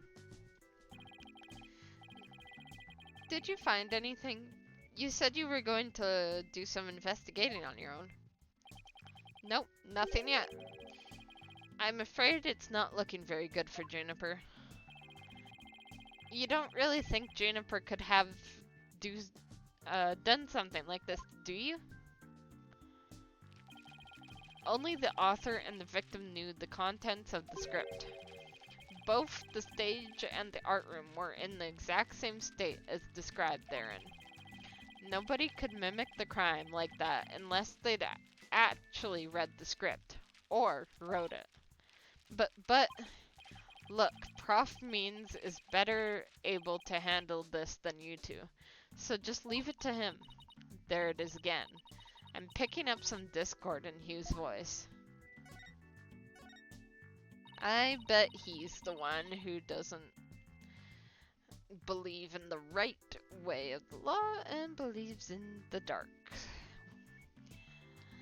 Hugh, would you mind telling me a bit about yourself? Heh, whatever. I'm 6'1", and under this uniform, I'm 100% lean muscle. My grades are outstanding, and I'm an ace of the archery club, needless to say. I never miss my mark. Oh, and I'm incredibly humble, too. I don't believe that last one. How can you even say that with a straight face? Those around me call me a genius, but I pay them no mind. But when it comes to tests, I always get 100%, so I suppose it's only natural for them to say I'm a genius. But, as I said before, I pay them no mind. I heard you the first time. But what about the mock trial? It sounded like you were about to lose to Robin. Heh, there's very good reason for that. You see, right before the mock trial started, I saw the body. You saw the body? Right? And I was so distraught that I basically handed Robin a victory. Hugh, would you mind telling us a little more about that? Right, before the mock trial, the campus was empty. Everyone was here in the lecture hall. Your attention, please. This is an announcement from the mock trial committee. The mock trial will begin shortly. All students and faculty, please proceed at once to the lecture hall. That's right. There was that announcement, and then everyone came in here. The only exceptions were the mock trial participants. Juniper, Robin, and I were in our personal dressing rooms next door. Wow, your own personal dressing rooms? That's total VIP treatment. Actually, they're for student-teacher meetings. They don't even have windows. Okay. But, the other two waited patiently in their rooms. But that's not my style. All the way over there? So I headed over to the archery range on the other side of the quad. I did some meditation while I waited. That's the best way to relax. Why didn't you just do meditation in your room? Then just before the mock trial was to start, I headed back toward the main building. Okay, why didn't you report what you saw then? As I walked across the quad, I passed in front of the stage. So that's when you saw the body? Right. It was quite a shock. As much as I hate to admit it, my legs were shaking. I could have easily beaten Robin if I hadn't been for that. Wait, hold it right there.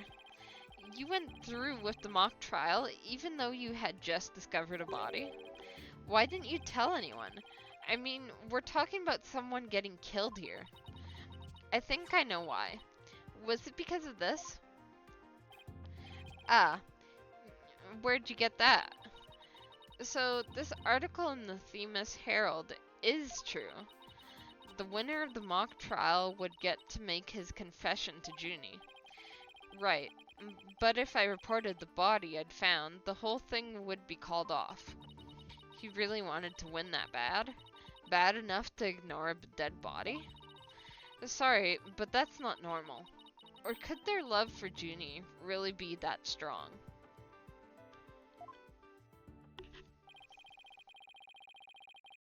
Wait, what's going on here?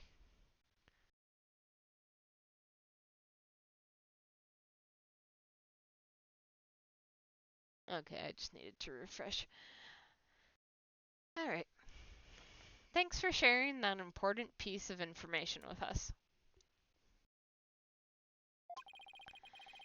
It may prove useful at tomorrow's trial.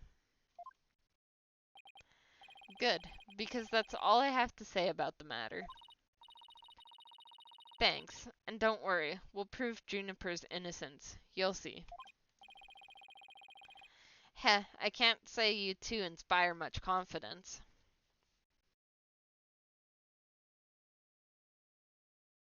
Sorry, the connection's being weird. Okay, we're good.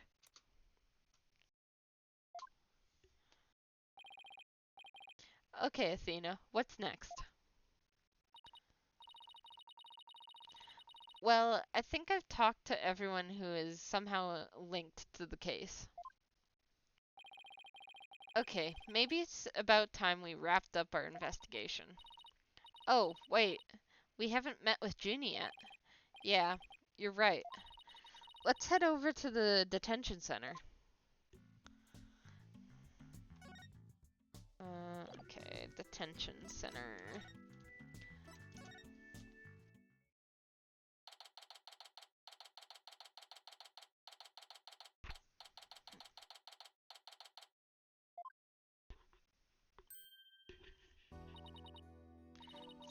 Thena, thank you so much for coming. She called me Thena, like she used to. Maybe she's finally letting her guard down. Junie, the crime's unfolding exactly like your script. Any idea what's going on here? We wanted to make it fair, so the script was kept secret until the day of the mock trial. And the only people who knew the details were Prof. Courtier and I. Nothing we haven't heard already so far. However, yes? What is it, Junie? Well, there was this one article in the school paper. You mean this one? It's more like a tabloid piece than a newspaper article, if you ask me. I've been worried that the trial would wreck the friendship between Robin and Hugh and me. She wants to stay friends, but both of the guys are hoping to take it to the next level. Oh, the passion of high school drama. Wish I could have experienced it. And I know I shouldn't have, but I revised the script to favor the prosecution. But Prof. Courtier noticed it immediately and changed it back. Ah, so if Robin had won, he wouldn't have been able to confess his love to Junie. That would have kept the trio's relationship the same. Never knew Junie could be so devious. Sorry, I guess my personal problems probably won't be of any help. You never know. Help often comes from the most unexpected places. Thanks, Juniper.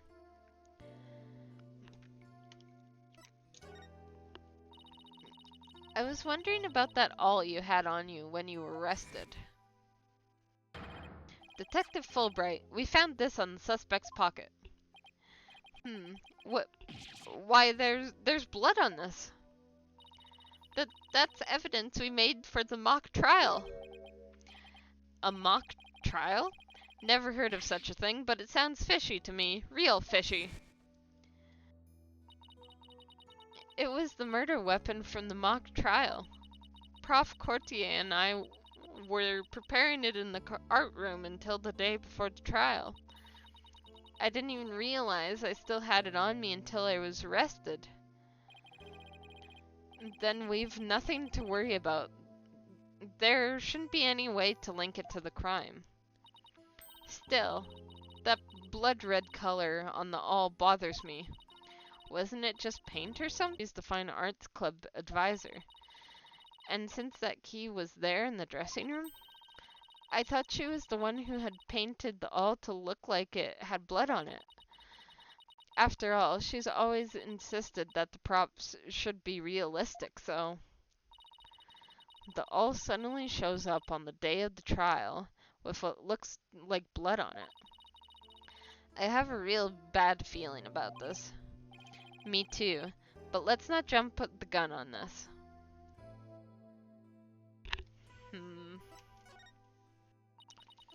You and Prof. Courtier were busy preparing for the mock trial together yesterday, right? Was that the last time you saw her? Yes, I left school at around 6 p.m. Did you notice anything different about her? No, I didn't notice anything out of the ordinary. She looked and acted the same as always. I would have never guessed she'd end up like this. It looks like we're about out of time. Thank you for coming to see me. We'd do anything we can to prove your innocence tomorrow. I know, and I believe in you, Athena. Well, I should go now. Bye. Is she gonna be alright? She's like a shadow of the girl we met back at the academy. The Junie I knew was always like that. A little weak and sickly. But the fact that she's lifted her facade shows that she trusts us. Even still. What is it? Well, when Junie and her two friends were talking about their friendship, I sensed some discord in their hearts. Seriously? Yeah, but it was really faint. I might have been mistaken. There's no reason to doubt their friendship, is there? I think there's all the reason to doubt their friendship. Don't worry, everything will be fine. You and Juniper are friends, right? You know that friend I mentioned to you earlier? Well, get this. Whenever something's troubling one of us, the other can just feel it. That's real friendship. I suppose you're right. Might as well forget about that and concentrate on the trial. Yep, tomorrow's the big day. Let's sort out what we know so far. Okay. The victim, Prof. Constance Courtier, was murdered in the art room of the 3rd floor. Then her body was moved to the outdoor stage in the quad. Also, the location where we found the body was just as the mock trial script described. I wish those were the only similarities they shared. What do you mean? What I mean is the script and this case are exactly the same in almost every aspect. So it follows that the exact trial may very well unfold just like the mock trial did. Oh no! The mock trial ended right before the prosecution was about to win. Well, that's not gonna happen. This time, Junie will be declared not guilty. Of course, I intend to get our results the honest way. We can do this. We'll be fine. After all, I have Apollo and he's the king of being fine. Is he? I don't know about that one.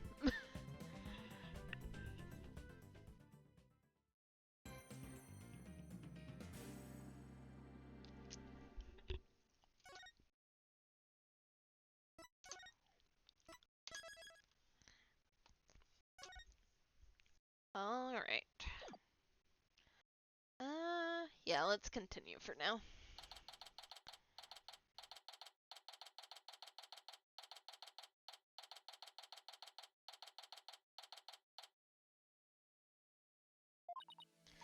My butterflies have butterflies in their stomach. So, what's it like to have your very own case for the first time? My heart hasn't raced this fast since I ran that full marathon last year. Let me just check something.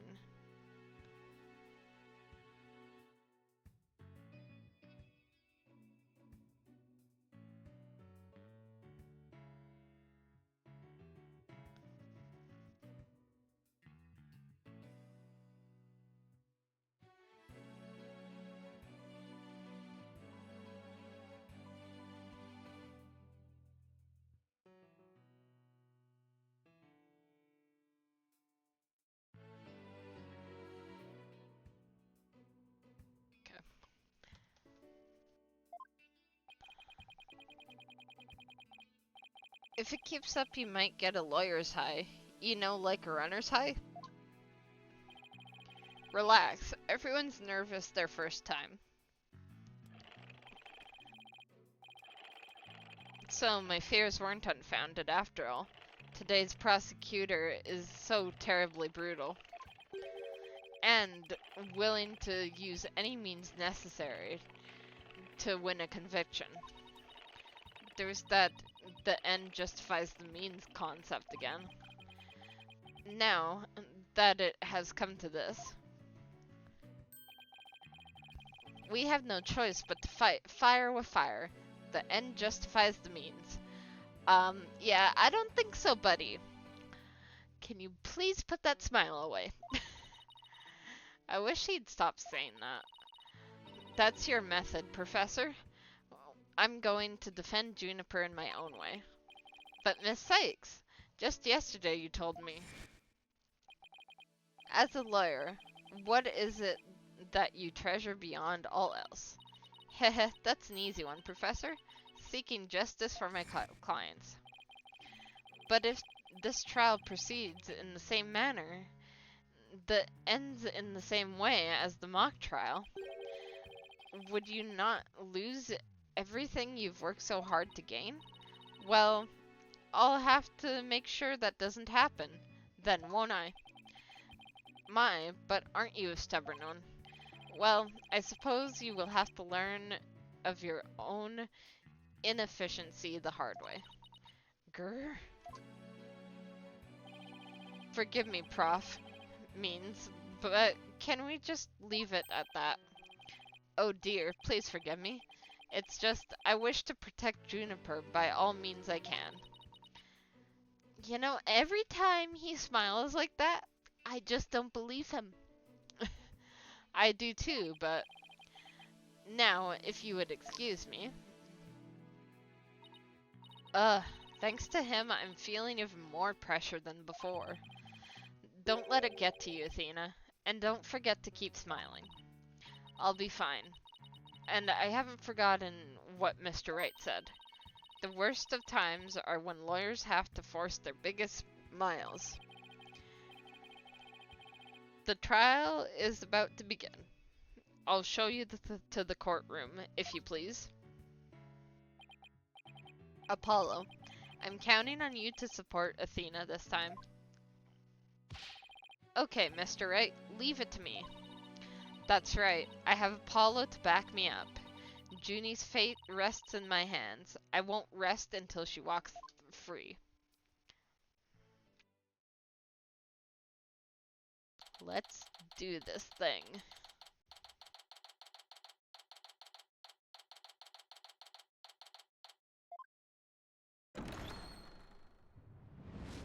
Day 1, court is now in session. All rise. Court is now in session for the trial of Juniper Woods. Athena Sykes, the defense team leader, is ready, Your Honor. That doesn't sound very confident. You sure you're okay? I'll be fine. Your baldness. I know, as usual, you want me to deliver the opening statement. Ah! This case is crystal clear. I see no need to explicate it any further. Now, summon the witness. Is there something the matter? Please do share your baldness. Whatever gave you that idea? Bailiff, please call our the first witness. And now we don't even get an opening statement?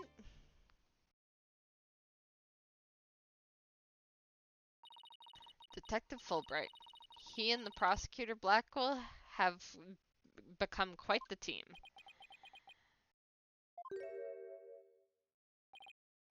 Oh, right. The case brief. Leave it to me. Yes, let the detective in charge, everyone's favorite friend of justice, explain. What was that just now? It's like he and Blackwell are totally in sync. Well, I don't think they're capable of mind melding, if that's what you're thinking. Alright, Detective Fulbright, Would you please explain the case to the court? Prof. Courtier's body was discovered on October 24th at approximately 2:30 p.m. She was murdered with this all I have here. The victim's blood and the defendant's prints are both discovered on it. All added to the court record. Eek! Courtier's autopsy report added to the court record. Wow, that bird can deliver evidence too? Blackquill has trained him well. Maybe Blackquill should train it not to mess up people's hair while he's at it. Moving right along. The body was discovered on the outdoor stage, although no blood was found there. However, we detected traces of a massive amount of blood in the third floor art room, which we never got to see, which really bothers me. In short, the murder took place in the art room. So then the body has been moved from the art room to the stage. Precisely. And there is one more piece of irrefutable evidence. A record made by a tape recorder that a school paper reporter hid in the art room. It captured a female voice screaming, "You're a goner." What's this? You have such a recording? That must be from that tape recorder Miriam mentioned. But why is this the first we've heard of a death threat at the moment of the murder? Shh, silence. Please, I would like to play the tape for you now. Alright, everyone quiet.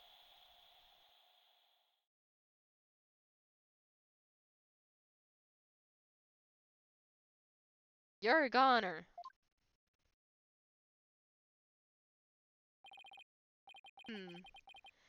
It is quite hard to hear. But the voice does sound female. Tape recorder added to the court record. Used by Miriam to secretly record the conversation in an art room, a woman can be heard shouting, "You're a goner." The noise and low volume of the voice have made voice print analysis all but impossible. Then you haven't identified the voice as belonging to the defendant. Not so fast. After all, voice print analysis isn't everything. The victim was killed at night, then discovered in the afternoon the next day. The question is, when was the body moved? Oh, I know. It could have been moved in the middle of the night when no one was around. Sorry, but no. The campus was full of students that morning. However, no one reported seeing a body. That means the body was moved sometime before the mock trial when all the students and faculty were gathered in the lecture hall and the rest of the campus was empty. It was during that time Hugh O'Connor, one of the mock trial participants, found the body. So the prosecution heard about Hugh seeing the body. Wait one moment. If all of the students and faculty were gathered in the lecture hall, then there wouldn't have been anyone who could have moved the body. Ha ha ha, have no fear, but there is always an exception.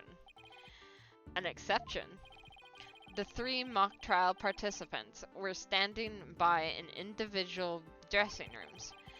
They were the only ones who had free access to the deserted campus before the mock trial. What? Then that would mean... What would that mean? Those 3 students were the only ones who could have moved the body. In justice we trust. I don't like where this is headed, Athena. Me neither. And by those 3, I mean Hugh O'Connor, Robin Newman, and Juniper Woods. I knew it. Please, Detective Fulbright, don't say what I think you're about to say. In justice we trust. I take it Everyone understands now. The voice believed to be that of the murderer was female, and out of the 3 people who could have moved the body, that one is a girl. That leaves the defendant Juniper Woods as the only possibility. No!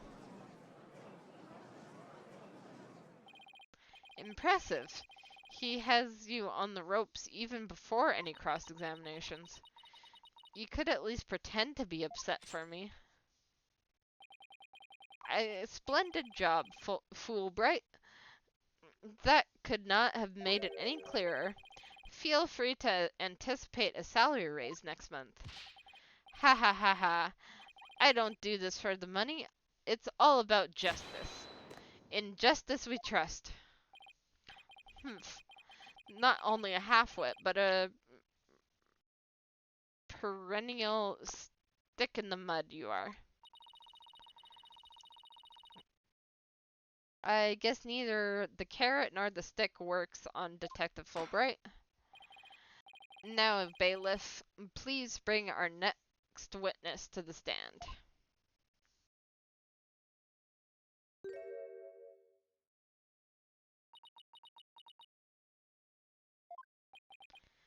So, our first witness is a cardboard box. Scuttlebutt, stop playing games. Cack.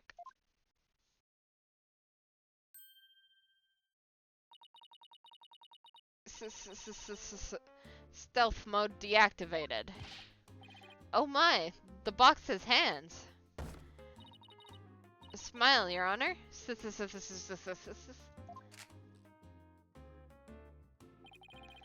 What the dickens?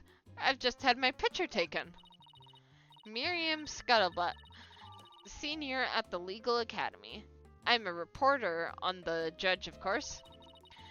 Juniper's been a bad, bad girl. I'll tell you all about her crimes. Might I ask whether you could come out of that box? How will I get any more scoops if I blow my cover? So the answer is no. After all, covert action is an undercover reporter's bread and butter. But testimony from a faceless witness is highly irregular. A former ninja I met in the clink said that exposing those who work in the shadows is to pass the death sentence upon them. Oh my, I never have thought of it that way. Very well. If you would spare a life, I'll make a special exception this time. A former ninja in prison? Holy Shinto. How can the judge believe this load of crock? Now your testimony, please. Oh, but take care not to reveal your face.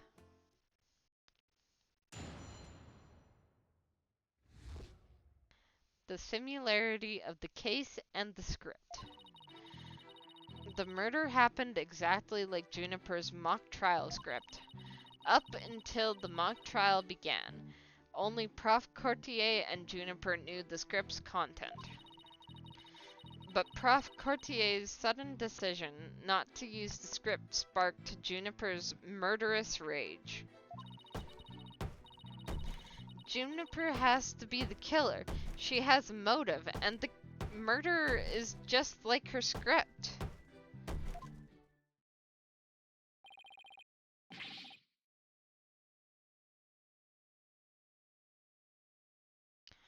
The murder is just like her script? Could such a thing be true? Compare her script to the murder case and crime scene photos, then you'll see. This is so simple. Even an ape posing as a decrepit old judge could understand.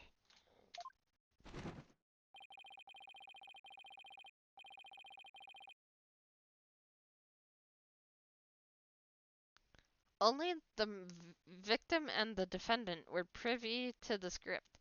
Ergo, the defendant is the killer. Furthermore, in the art room where the crime supposedly occurred, this witness's script, along with an envelope on which "use" was written, were found. Were found. This proves that the accused's script had been rejected the day before the mock trial. She pressed the victim to use her script. An argument ensued, and then the fatal stabbing. Gulp. That makes perfect sense. What now? Prosecutor Blackwell has all his ducks lined up in a row. He's ready to roll now. He's on a roll now. He's like a pit bull once it sinks its teeth into you. How dare she? My script had it all. A bum rap and phony evidence? Grudges and betrayals? I trust the defense is ready to cross-examine the witness. No problem. I mean, yes, I'm ready, I think. Time to find a hole in her testimony and unbox the truth.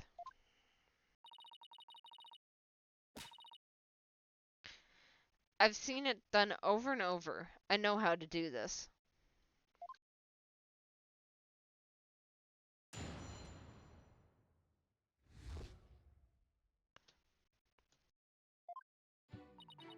The murder happened exactly like Juniper's mock trial script. Hold it! There must be places where the script and this case diverge. Yuck. Don't sweat the details. That kind of stress will give you wrinkles. Objection! I'm not worried. My skin is as fair as silk. Objection! Humph. Indeed, you are quite fair. Fairly desperate.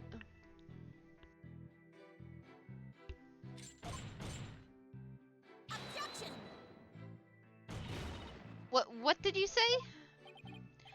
Ha. Blackwell really turned that one around on you.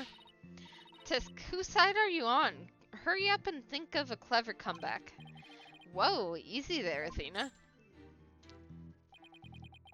Now, you listen to me. The two cases do indeed have their differences. For one, the stage hadn't been erected in the mock trial script. And in the actual case, there were signs indicating the victim's wrists had been bound. But such differences pale in comparison to the host of similarities. In any event, replicating the crime without knowledge of the script is an impossibility. Looks like I won't be passing this off as a coincidence. What a total burn. Try again, why don't you? Pawn of Woods. Up until the mock trial began, only Prof. Courtier and Juniper knew the script's content. Someone could have stolen a peek beforehand. I don't think so. I mean, I tried any number of times. Shame on you, Miriam. But that crafty she-devil Juniper has eyes in the back of her head.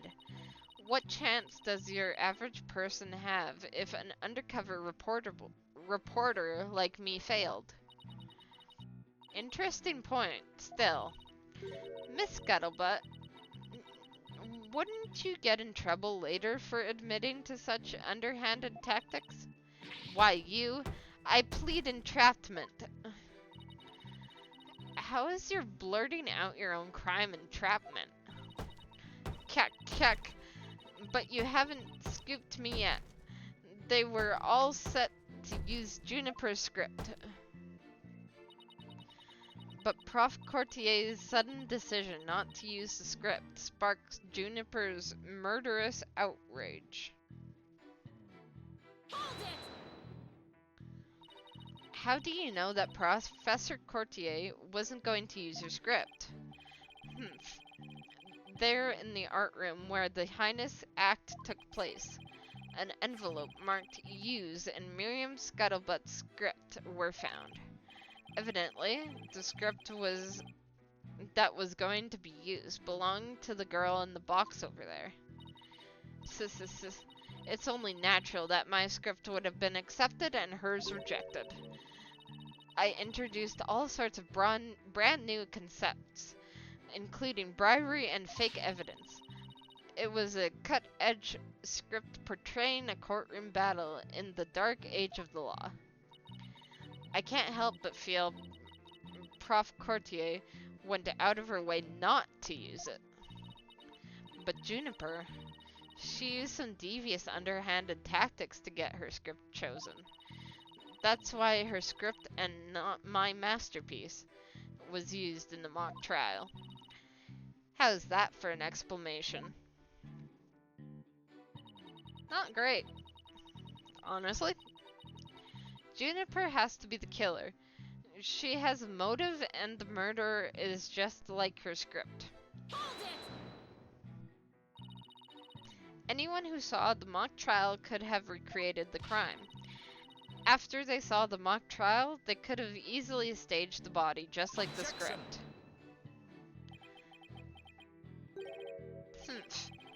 Where is the trial which pits Hawk against Canary? Objection! What did you just say? Ha ha ha. If he's so wary, he should try humping less. I bet that'd save him some energy. This is no time for jokes, Apollo. He just called me a canary. Don't let him get to you. At least canaries pick up on things quickly, just like you. I shan't repeat myself, so listen carefully, Sykes Dono. Hugh O'Connor discovered the body before the mock trial even began. How could one stage the body as it is in the script before anyone knew its contents? Gah, that's right. Do you even fathom the intricacies that go into staging a crime scene? No, I think not. You have the rudimentary mind of an elementary school child. Elementary school?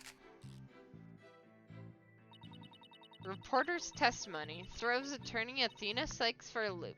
The perfect caption. How marvelous. A photo in the newspaper is just the thing to boost our brand. Your brand. In a school paper? Seriously?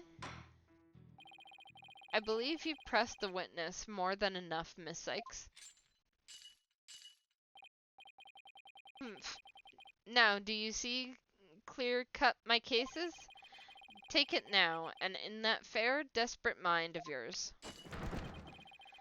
Etch it deep so you may never forget. No! No! Even my arguments get thrown back in my face. It wasn't supposed to be like this. What am I supposed to do? Athena, you should just about have all your answers you've been looking for now. Huh? Think about it this way. If the killer knew the details of the mock trial, would they really commit the crime in the exact same way? I don't follow. Try to place yourself in the killer's shoes. I bet you'll discover an inconsistency if you do. Ah, I get it. Thanks, Apollo. Miss Scuttlebutt, just so we're clear, you're claiming that the killer intentionally made the crime scene look just as it was in the script, and that it is beyond a shadow of the doubt not a coincidence. Is that correct? No, duh. After all, it's just more evidence of Juniper's evil she-devil ways. Objection!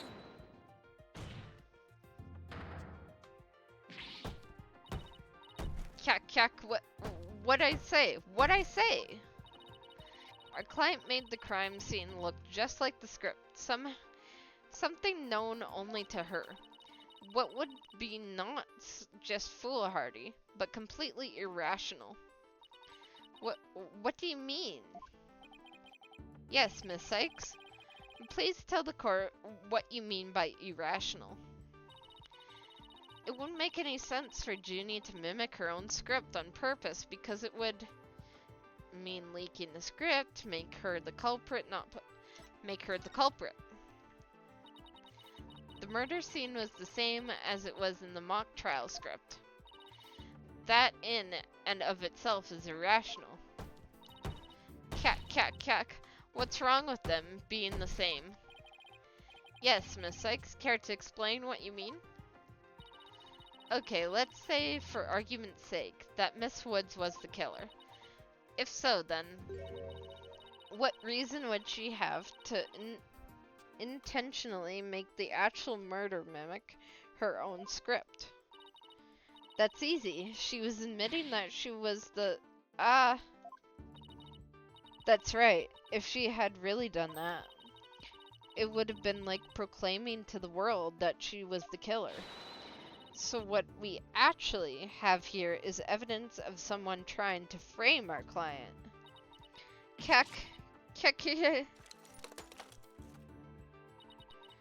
The body was found the day of the mock trial. In short, the day the details were revealed. So it would be completely inconceivable for the murder to go exactly like the script. Don't let it go to your head just yet. Objection!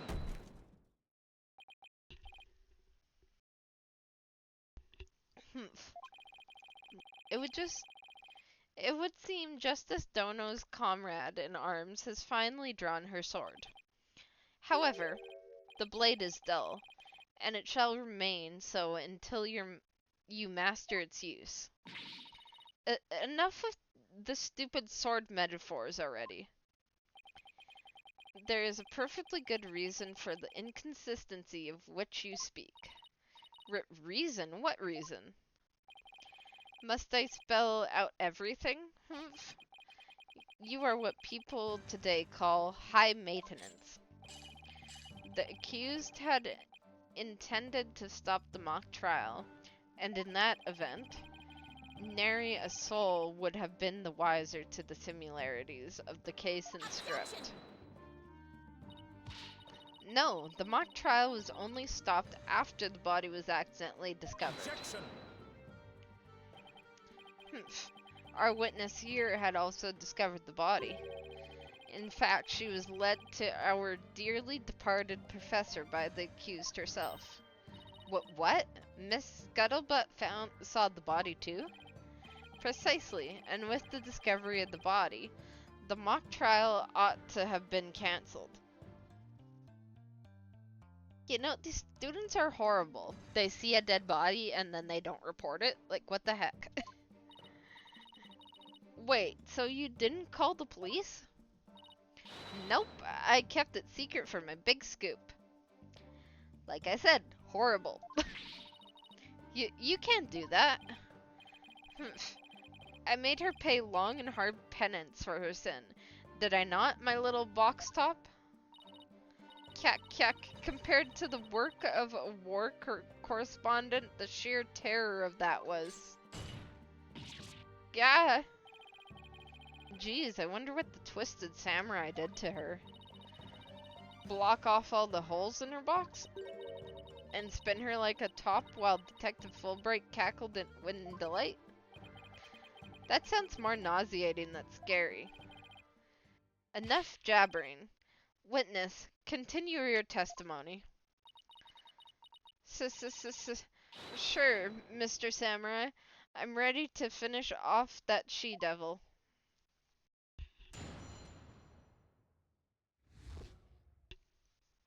What Scuttlebutt saw. I snuck into Juniper's dressing room while everyone was in the lecture hall. Juniper had changed into her stage costume. I asked her, "What are you doing?" When suddenly she fled into the hallway, as if she wanted me to follow her. I followed her all the way to Prof. Courtier's body. She led me right to it. I'm positive it was Juniper because she was wearing the costume that she had made. Hold it! Why would she be wearing the costume? Why did you withhold such a key testimony? Kek, what's that supposed to mean? Athena, you haven't even started your cross-examination. I know, but her testimony points to her as being a potential suspect. Well, I don't think Prosecutor Blackwell is.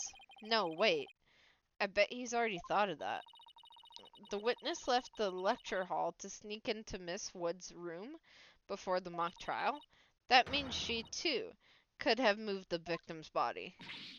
Kek, the prosecution's claim no longer has any ground to stand on. Help!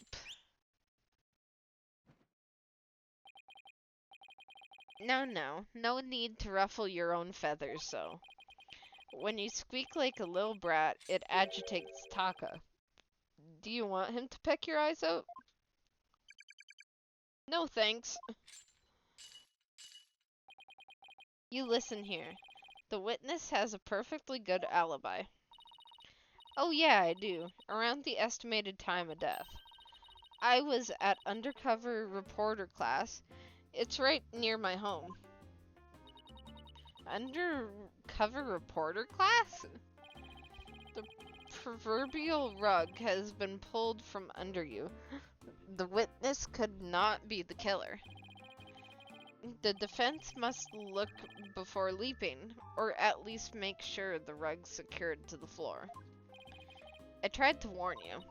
Oh. Well, there ends the cross-examination. Let's allow the witness to step down. Huh? No, wait a minute. The defense has no right to cross-examine the witness after that little spectacle. For whatever a man is sowing, this he will also reap. Why can't he just say, you reap what you sow?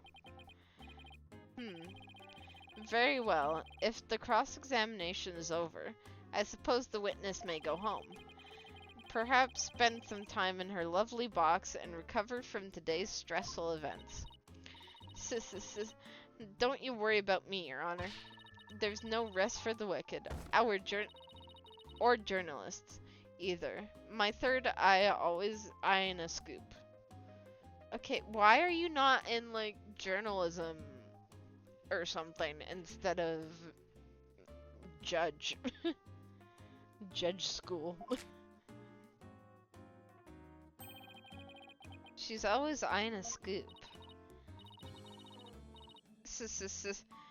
Well, back to the trenches. Bye-bye. Hold it! Not so fast, Miss Scuttlebutt. Apollo? There's just one thing I'd like to ask. Did you take a picture of the victim's body? And if not, why not? No, I didn't take one. Well, that's strange. Why wouldn't you take a picture if you're always eyeing a scoop? Kak.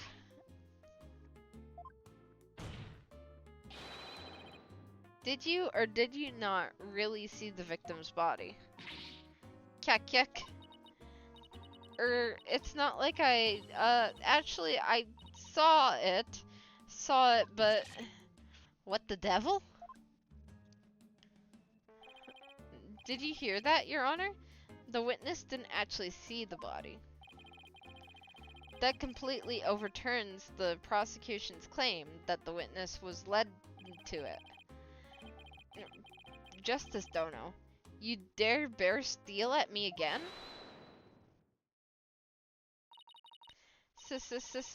Nice try, boy wonder.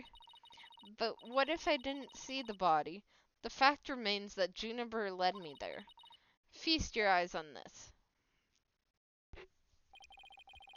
What exactly am I looking at here? It's a crucial moment forever frozen in time by my third eye. I already see an issue here. Where is all the stars and stuff? It's supposed to look like a night sky. A photo clearly showing Juniper Woods. What's with the music? It's clearly not her. Or not her costume, anyway. Why did you not tell me of this? It's a shocking scoop I was saving for just the right moment. And that would be now, right here in court. Surprise! Cack! What I do. All journalists keeps their scoop secret until the right moment. She's pretty brave hiding it from Blackquill like that. Or pretty stupid. Well, this is an unexpected turn. Athena, about this picture. See how it only shows the back of the subject? Ah, so then. Right. Who knows whether this photo shows Juniper in the first place?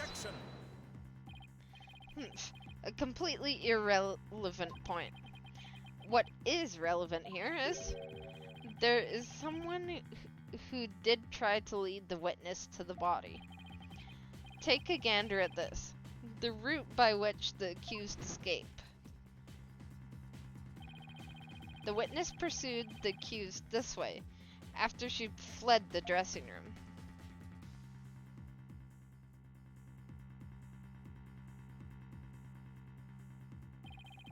The accused descended to the first floor and exited to the quad.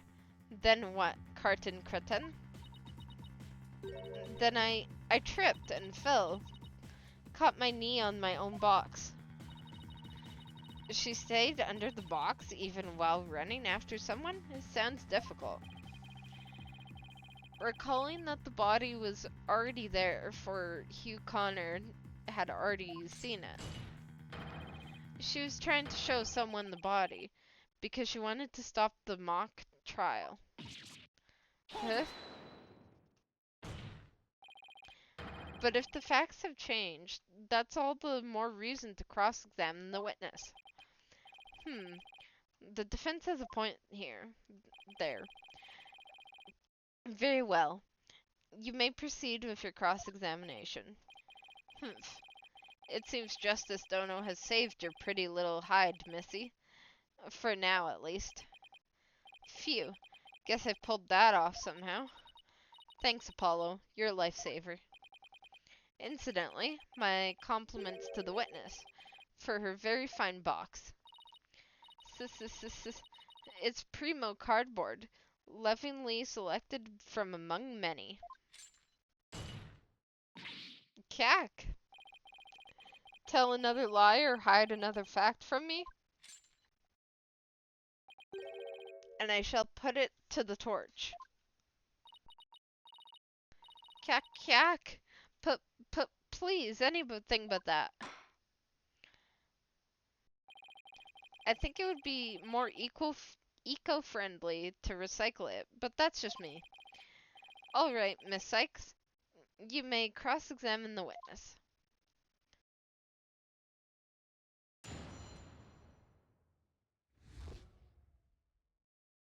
Alright. I shall be right back. Enjoy a quick break. Grab some snacks, maybe a drink.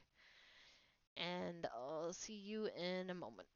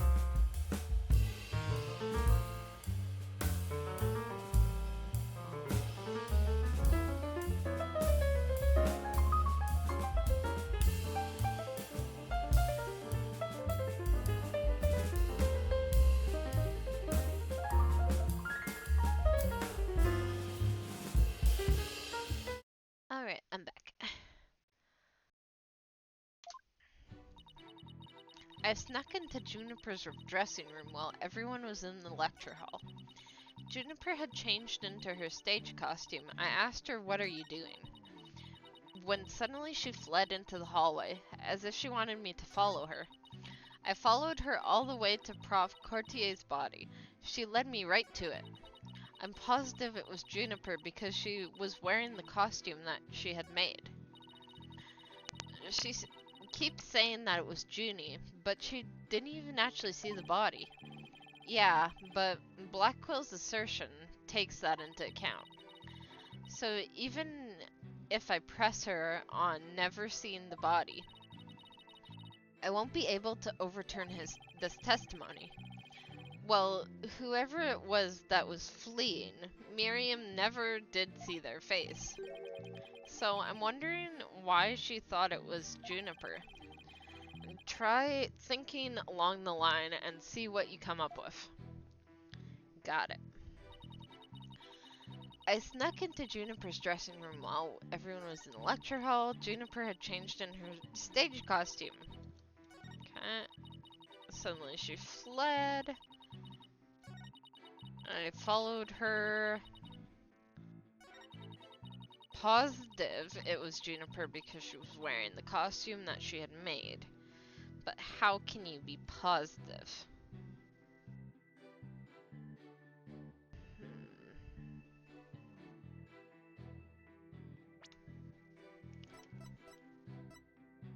I'm gonna present this because it didn't have the glowing star pattern.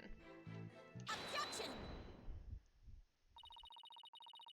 Miss Scuttlebutt, sole basis for identifying our client as the figure in this photo is the fact that it shows someone in Miss Wood's stage costume.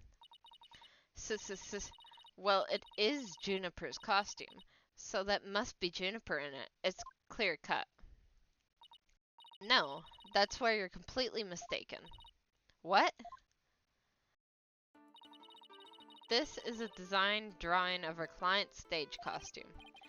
Oh my, what a wonderful creation. The constellations are extraordinary. I'm glad you noticed, because those stars are precisely what's important here. In the drawing, there are constellations, all over the outside the costume.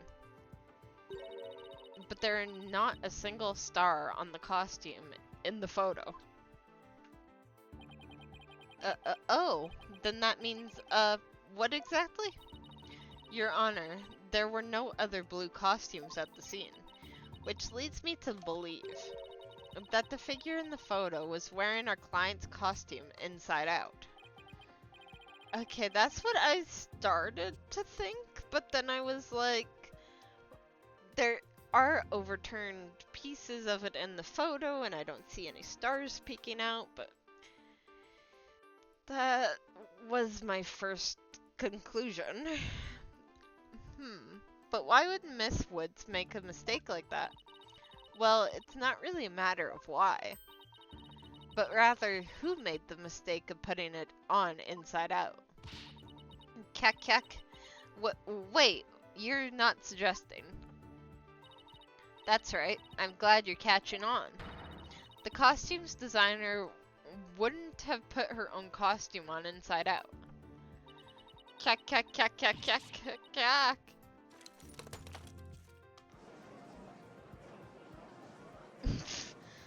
The box looks so stupid. Sorry, Miss Scuttlebutt, but doesn't believing you had a scoop when you really didn't make you a failure as a reporter? A failure as a reporter?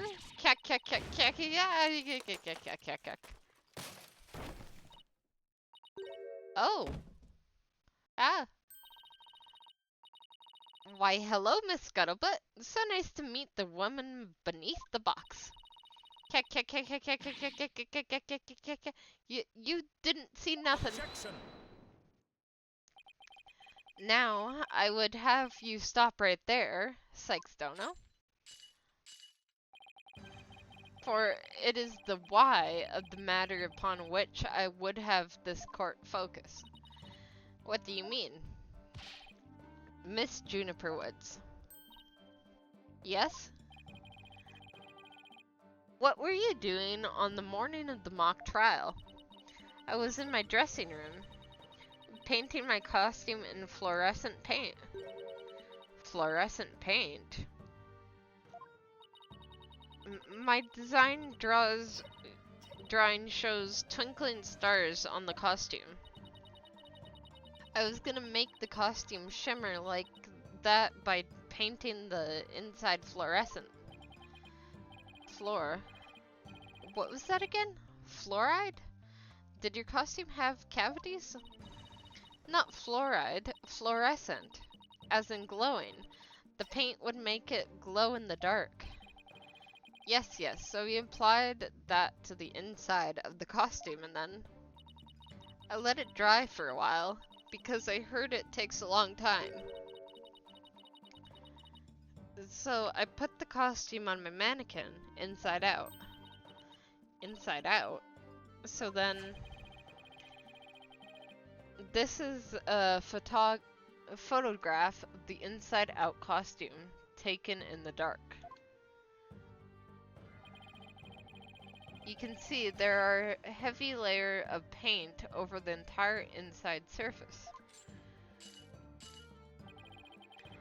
If someone were to properly don this costume in the state, the wet paint would get all over their body. Why yes, I believe it would. Indeed, ergo, the costume was worn the way it was, not by anyone's mistake. But because this was the way it was on the mannequin, inside out. Yeah. Great. Figures he would have a photo. Ugh, did we just fall into his trap? Yeah, I bet Black Quill had it all planned out. Still, I think you should give this photo a nice long look. Well, I already see that there's like handprints on the front of it, which makes me think somebody has fluorescent hands right now. Oh, please tell me you found something that doesn't add up. Check out the chest area. It kinda looks like handprints to me. Hey, you're right. But Ginny would know better than to touch it while the paint was still wet. Objection! I believe the term to describe your thought process is wishful thinking. After all, if master painters make mistakes, why not a rank amateur such as the accused? Objection! So basically you're saying my claim requires evidence to back it up. Evidence? That shouldn't be a problem, right? After all, you've come this far. Just because I've come this far doesn't mean I've thought of everything through, though. What? You mean you've just been bluffing? What did he expect me to do? I'm sick of losing to this guy. But you're right. There's only one thing left to do at this point. And that's to present some evidence, pronto. A showdown? Is it? I gladly accept. The fluorescent paint must have stuck to the hands of whoever touched the costume, and that paint should glow in dark places. So I just need to carefully check every last piece of evidence. This piece of evidence shows who touched the costume.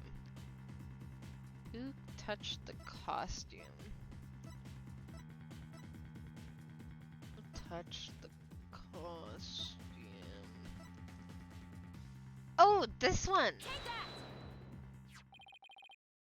that! Oh my god, that's not the greatest sign. But I knew there was something going on because I saw that his hand was glowing and it was like, huh, what's going on there? A school newspaper? Interesting. Take a look at the photo where the lights are dimmed and the spotlight is on Miss Woods. observed Mr. Newman's hands in that photo as he stands at the prosecutor's bench. As you can see, it's glowing, just like Miss Wood's fluorescent paint. It is glowing. Quite brightly, I might add. But why would he put fluorescent paint on his hands for the mock trial, you may ask? The answer is he wouldn't, not on purpose. It got there when he put the costume on. Oh? This means what again? It means the figure photographed in the costume was not our client, Juniper Woods. It was her classmate, Robin Newman. What?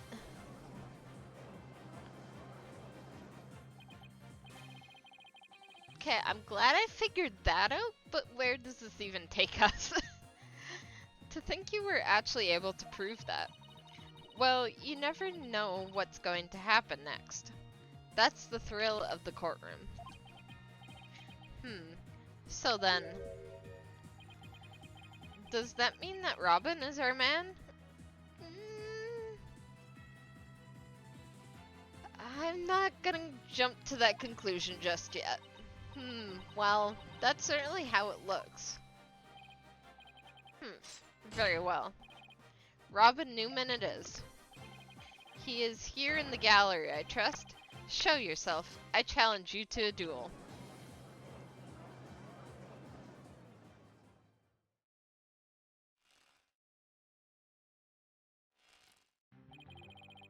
Will the witness please state his name and occupation? I'm Robin Newman.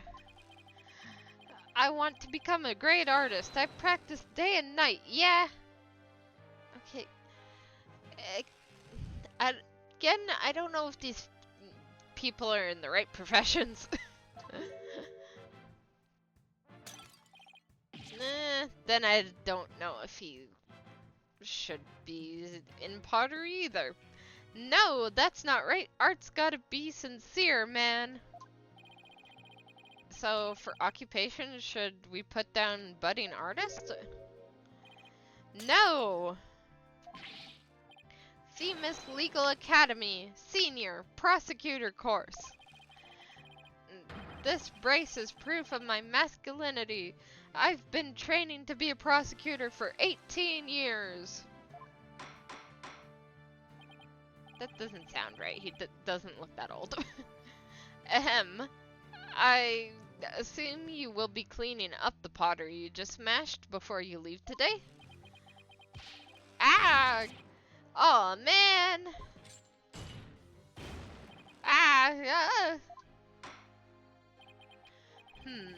It seems the witness has finally settled down. I guess nothing phases the judge after all these years. You may proceed with your testimony, Mr. Newman. Specifically, the court wishes to hear why you had fluorescent paint on your hand.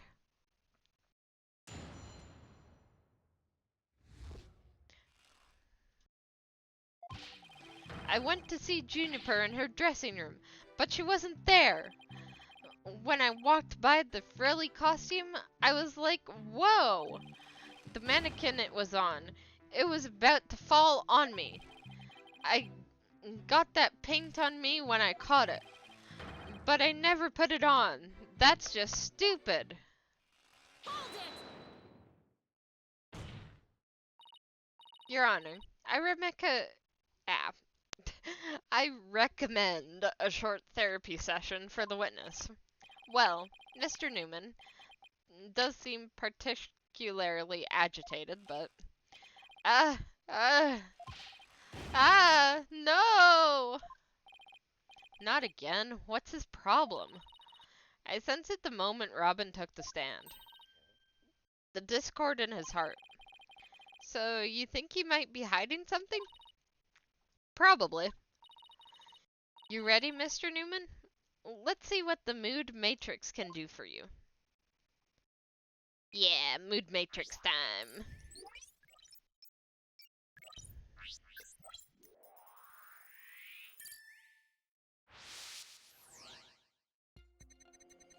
I went to see Juniper in her waiting room. but she wasn't there. When I walked by that frilly costume, I was like, whoa! The mannequin it was on, it was about to fall over. I got that paint on me when I caught it. I never put it on. That's just stupid. This all seems fine.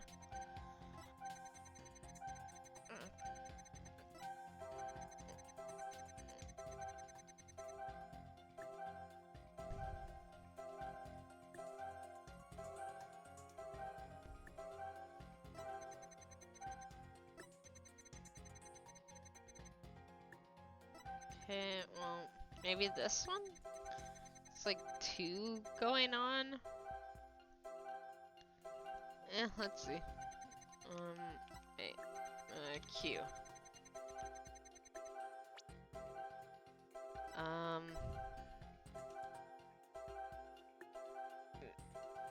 Maybe surprised?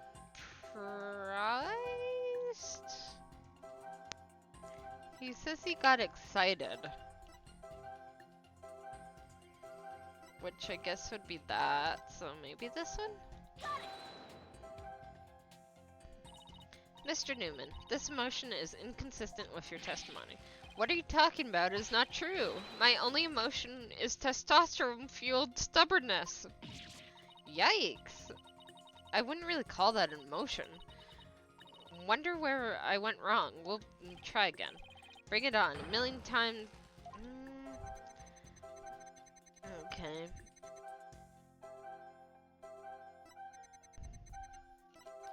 Maybe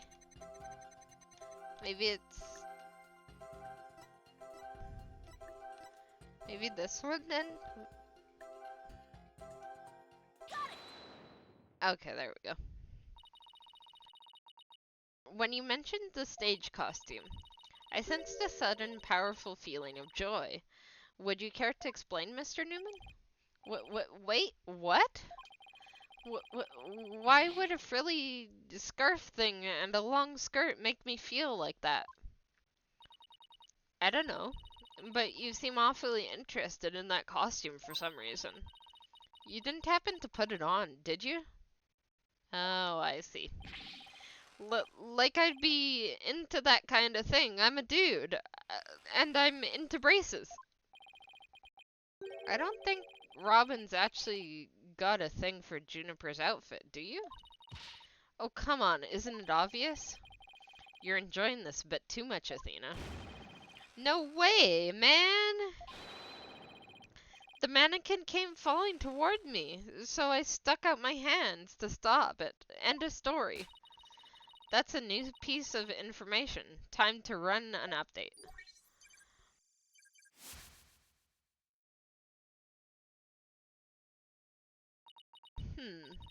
Even after that update, something just doesn't feel right here. Do you have anything that could prove the statement contradicts what really happened? Well, let's see what this looks like.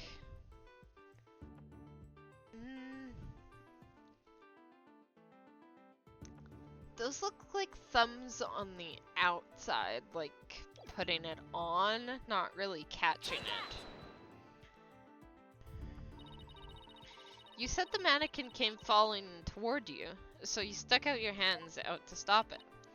If so, then the fingers on your hands would have been pointing outward like this.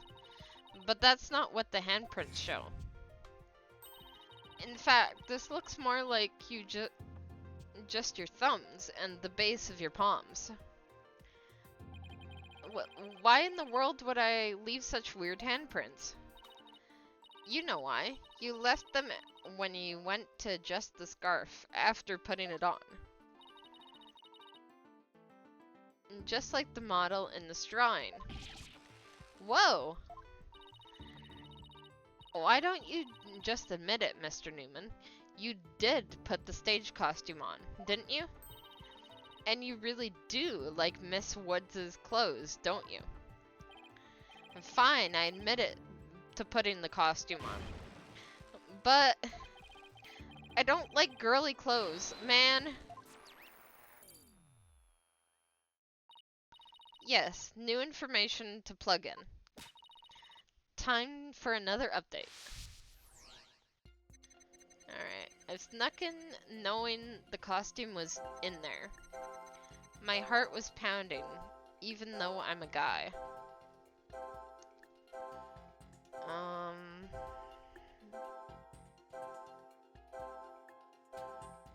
Okay. Then I saw it. It was even more amazing than I'd imagined.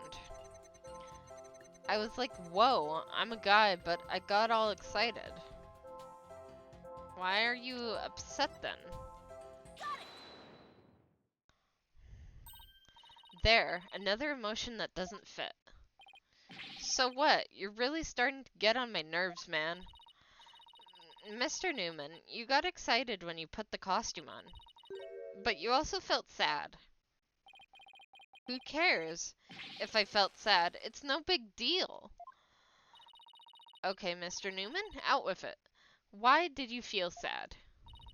You're hiding something, aren't you? Oh, no! You're not fooling anyone anymore.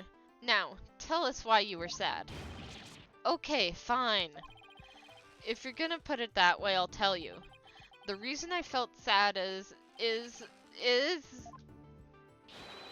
No matter how much I dress up, I'll never be as pretty as Juniper. Well, no offense, but his habit of shouting at the top of his lungs doesn't exactly help. No, that's not it. I totally own those girly clothes. I should have been totally pretty. But, there's something that keeps getting in my way. Wow, that's a whole lot of anger and raw emotion right there. His heart is crying out in pain. His emotions are out of control. Out of control emotions. We saw those during the Nine Tails Veil incident.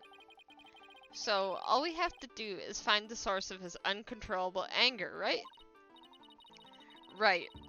Help me look for a conflict between his statements and the images we see. If we can find that, we can wrestle him away from whatever's tormenting him. Mr. Newman said that there's something getting in the way of him being pretty. Something that doesn't go with girly clothes. But what could that be? Fine, I'll testify, man. Okay. Uh-oh. I snuck in knowing the costume was in there. My heart was pounding even though I'm a guy. It's true, I felt a powerful feeling when I saw that long frilly scarf. I admit it, I wore girly clothes. I felt like a diva when I pulled the hood over my head. It felt so right. I was totally dressed up like a girl.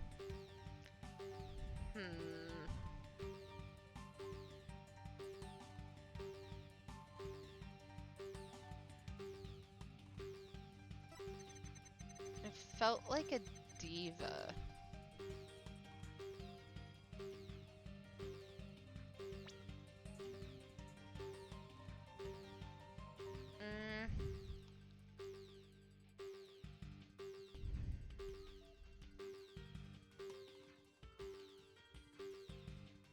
Human costume brace?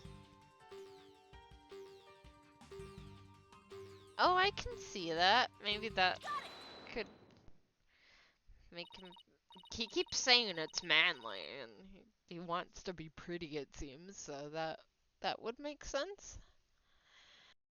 Mr. Newman, you feel a great deal of anger towards your brace, don't you? Is that what you feel is holding you back from being as pretty as you think you should be?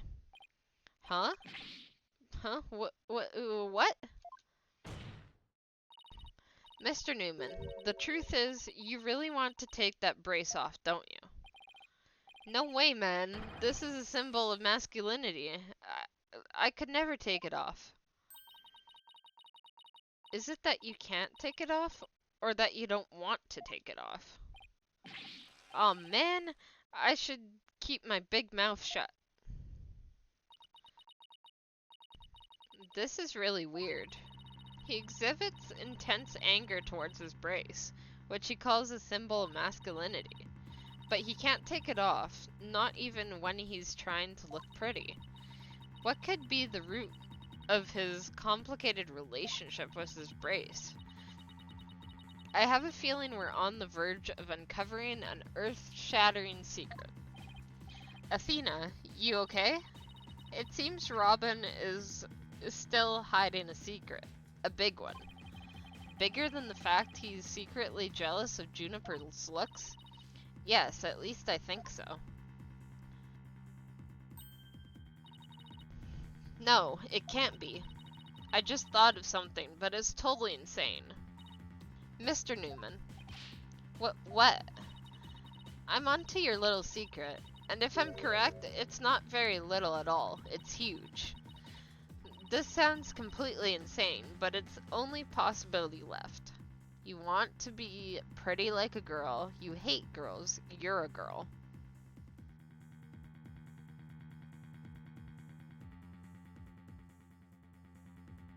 Well, if he wanted to be pretty like a girl, then he would just take the brace off. I don't think he hates girls. I could see him being a girl because maybe the brace is hiding, you know, boobs and stuff that make him look like a girl because he is a girl, sort of thing. I'll go with that. Mr. Newman, or should I say, Miss Newman, you are and always have been a girl. What? Have you lost the plot, Athena? No, I'm completely serious.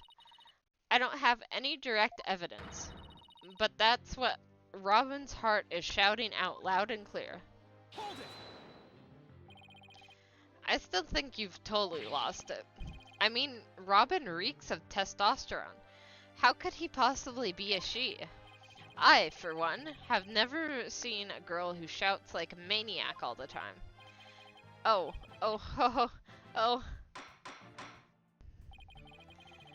I've seen plenty of witnesses in my day. But if he's a she, then she's the most convincing actress I have ever encountered. Therefore, let me pronounce my verdict. Robin Newman is without question a man. Oh, ho. You are now truly Justice Dono's equal in one area. You are just as equal insane. Never in the history of this planet has there been a finer specimen of the masculine spirit. Hey, if she's wrong, this would have already not gone anywhere.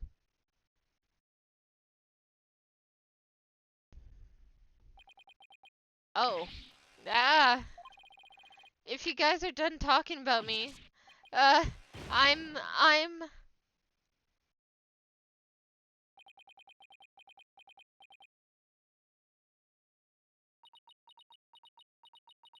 Heh.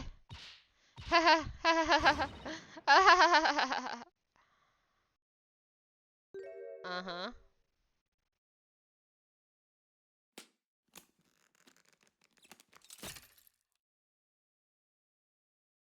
Oh, there goes the brace.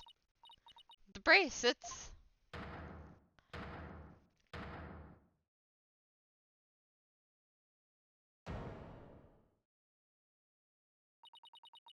Miss Sykes. No, allow me to call you Athena. I wanted to keep this a secret at all costs, but no. What? No way! Yeah! Surely this must be some kind of jest. Nope, it's for real. I'm a girl, body and soul. Okay, why pretend to be a boy then? If you don't believe me, I'll give you a P-E-E kit. As if. Ah ha ha ha ha. What an amazing transformation. Not gonna lie, I kind of like this transformation.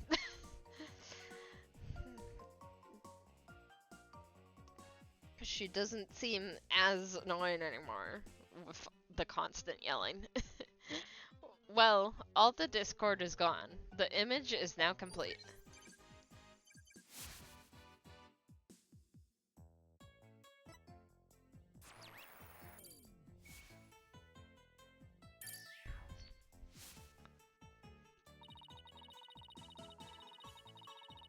I was raised as a boy ever since I was little and studied law just like my parents wanted. But now, this living a lie that had me pinned to the ground, huff, puff. It's been blown to smithereens by you, Athena. Now I can stop pretending I want to be a prosecutor. I'm gonna be an artist. Yay!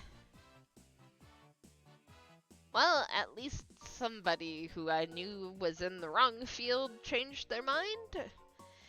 'Cause, yeah, you wouldn't have been a good prosecutor guy.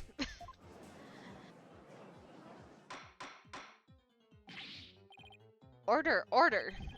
What a shocking development. He really did turn out to be a she. Eek! Why is everyone looking at me like that? Teehee, I feel like a movie star or something. But no paparazzi, please. I value my privacy. Okay-A-Y? Rah! No pics or you'll regret it, man. Am I just imagining things, or is Robin even more hyper now than she was when he...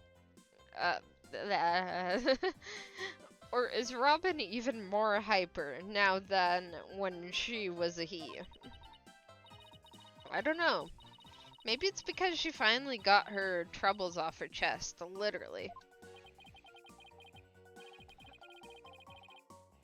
I don't know. This hyper feels better to me. Probably because it's truly who that person is. This is all well and good, but does he being a she actually change anything? The fact that the witness is actually a girl does change things, because there is now a piece of evidence that we must reevaluate. Oh, the voice recording. Sorry, Robin. Very well. Let's see what the defense has for us now. What piece of evidence must we reconsider now that we know that the witness is a girl? The voice recording. This is what I'd like the court to reconsider. Oh, the tape recorder? The one that recorded the threat, "You're a goner"? That's right, and we have already established that it's a female voice in the recording. Of all the students who could have moved the body before the mock trial was to start, our client was the only female if you exclude Miss Scuttlebutt because of her alibi. But that is why the tape recorder made our client the prime suspect. Ah, so then... That's right, the witness just revealed that she's a girl, therefore... If we are using the voice in this recording as the basis for hurling accusations, this witness must be labeled as a suspect too. Oh. Oh no!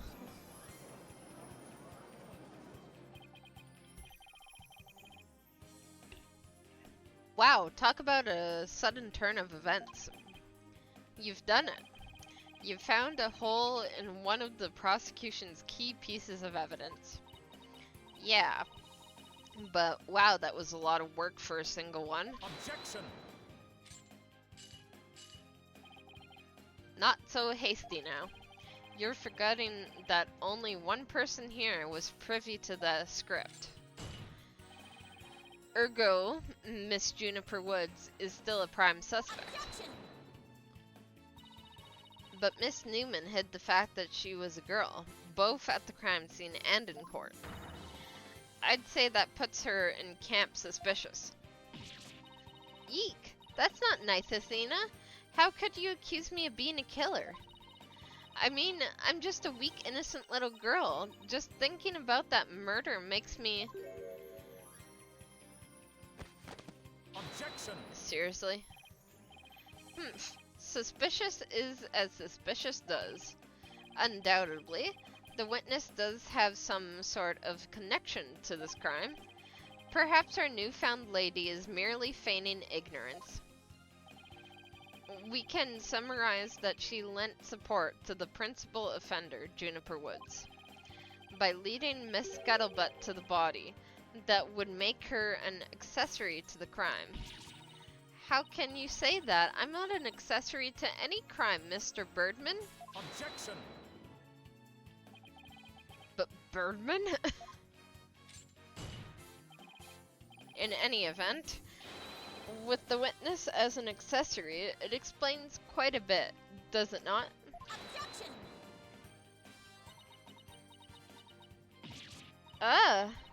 He made it all make sense somehow. And he'll keep accusing Junie unless we can show someone else knew the script's details. But how could someone have gotten their hands on that kind of info? The only way they could have... Excuse me? The only way they could have known what was in the script was if they saw the mock trial, heard it from Junie, had penned the script.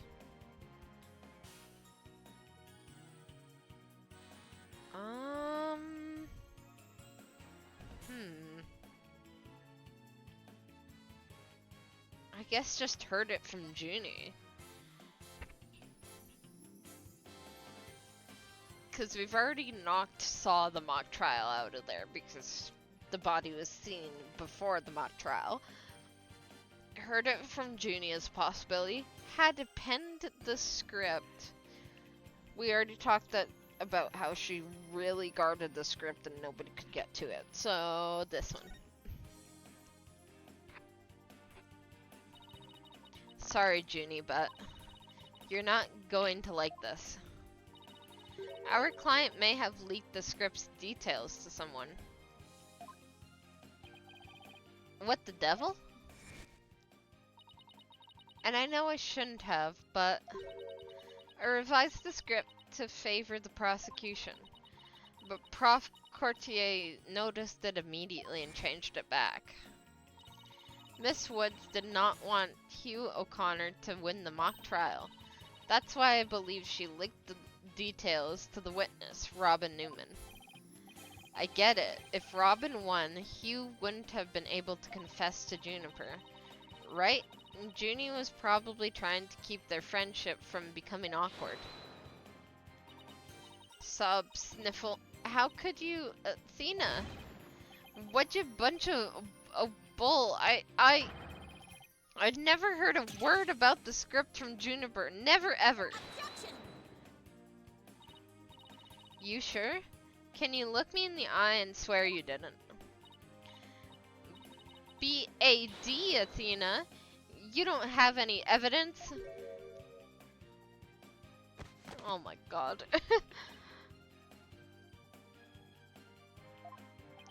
Okay, maybe I liked it when she was just yelling. I don't know. Actually, it might have just the thing. Really? Yeah, one of Robin's lines. I read when she was reenacting the mock trial. Here's a shot of the crime scene. Ironically, it was Prof. Courtier who posed as the corpse. Her forehead had the mock trial participants react to this photo. Mr. Newman was surprised by the Prof. Courtier was wearing. Robin said, "Oh, the green sweatsuit." S-U-R-E. I might have said that, but so what?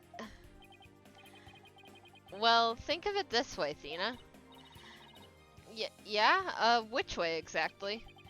If I told you that I'd be wearing a blue suit today, But then I showed up wearing what I've got on now. What would you say? Oh, the red suit? Ah, I think I've got it. Your Honor, we have evidence proving Miss Newman knew the contents of the script. The defense moves to present the with uh,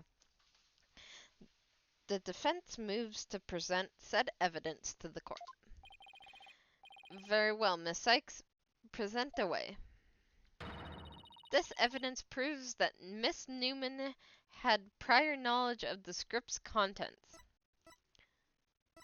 Okay, which one? Is it this one?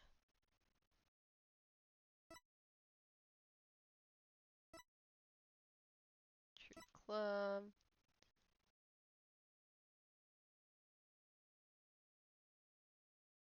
The red one from the prosecutor course?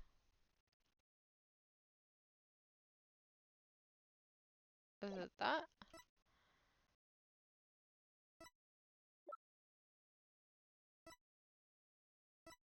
I guess so. Okay. Take that! The mock trial script. Miss Newman, during the mock trial, you were shown a photo of the victim's body. And reportedly, you reacted by saying, "Oh, the green sweatsuit." Oh, yes, I said that. What's your point? You seem to have some issue with the green sweatsuit, and I think I know why. The proof is in the script, specifically on the things to prepare page. Sweatsuit. Victim's outfit will be a red one from the prosecutor's course. Ah, you were surprised because the sweatsuit in the photo is green. But if you did know about the script's content, then that shouldn't have surprised you. No. I thought we were friends, Athena. How could I have been so blind? In light of her privileged knowledge, I move to declare Miss Newman a suspect, Your Honor. You what?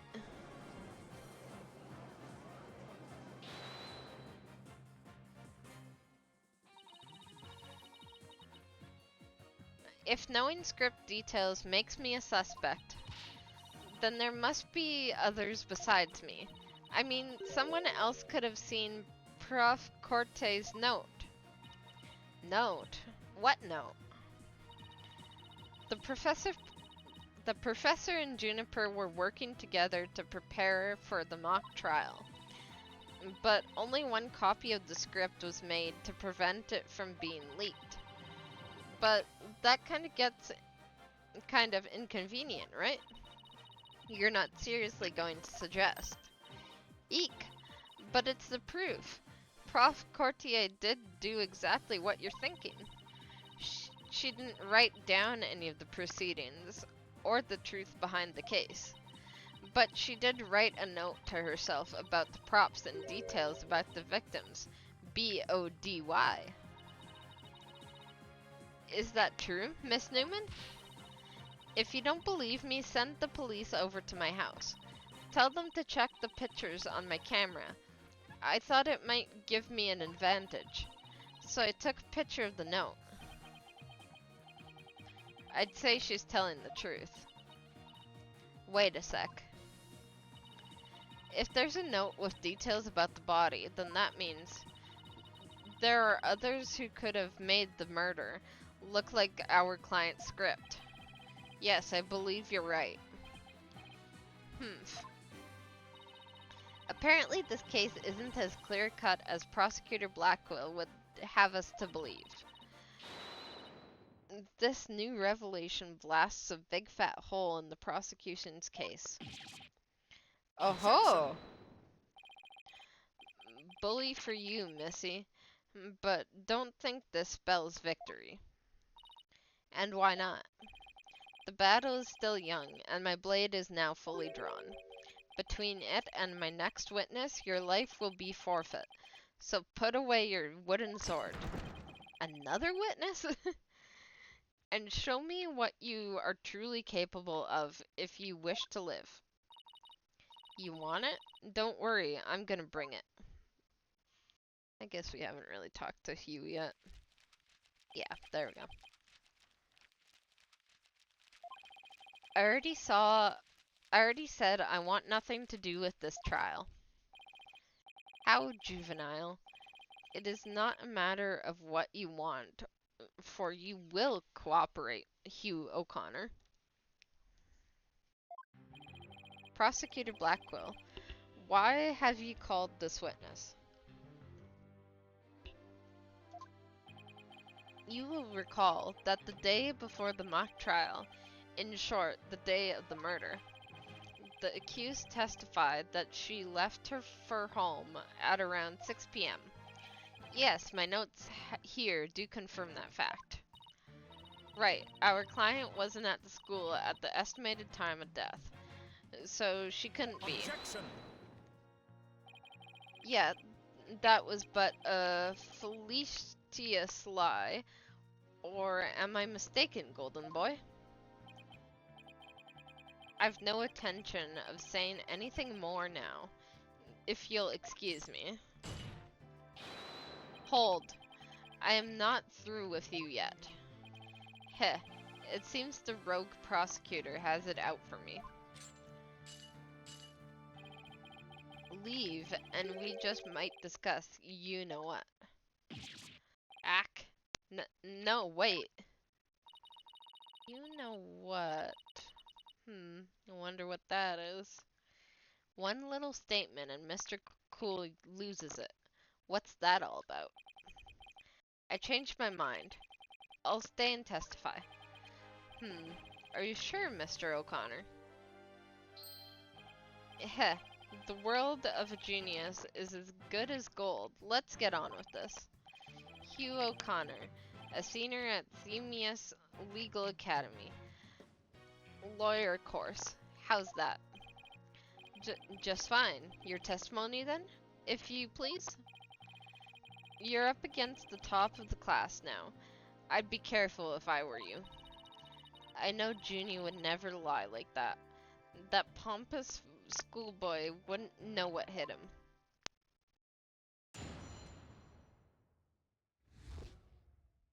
Around the time of the murder. I get to mentally prepare for the mock trial. I meditated at the archery range until 7 p.m. Around 7:15, I went to the main building before going home. That's when I saw Juniper. We didn't say much as we passed by each other. She seemed her usual self. That's it. Anything else you'd like to ask? That is quite enough. Well done, Golden Boy. Heh.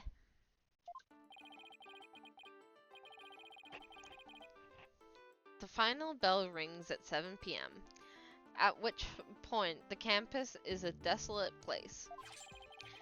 Now, you will recall the tape recorder. We know the time of the voice recording. It was 7:10 p.m., the day before the mock trial. That was the dark hour of this heinous crime. Do you have any proof of that? As its final bell, this school plays a special broadcast when the clock strikes 7. The female voice on the tape appears 10 minutes after the broadcast. The killer waited until the school was empty to spring her devious and deadly trap. Excuse me. A woman can be heard shouting "You're a goner," recorded in the art room at 7:10 p.m. on the 23rd. So, when the witness saw the defendant, that would have been... Indeed, it was 5 minutes after the voice was captured on tape in the art room. Ergo, we know that the accused was still in the main building, even after the killing. So, the time of the murder and the time of when the body was moved. Great. Another inconvenient testimony. Miss Sykes, Your cross-examination, please.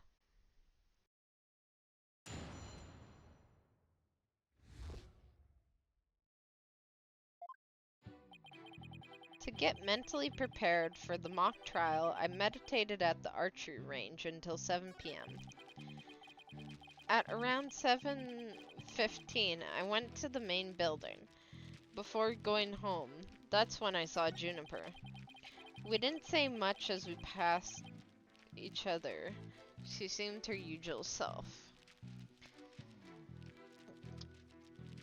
Okay. Let's see.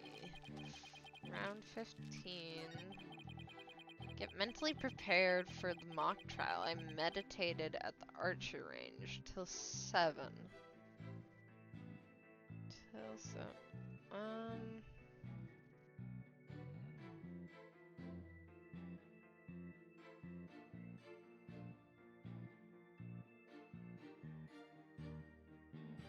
Kinda wanna look at that planner again. Was he the one who was supposed to meet her places? 23rd. Meet with you about that report yesterday. Important. Okay. So, let's see where this leads us.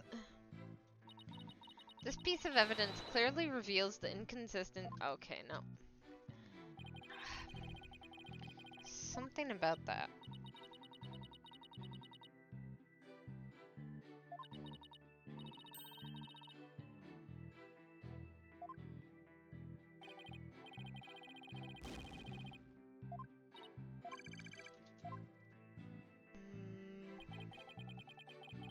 Actually...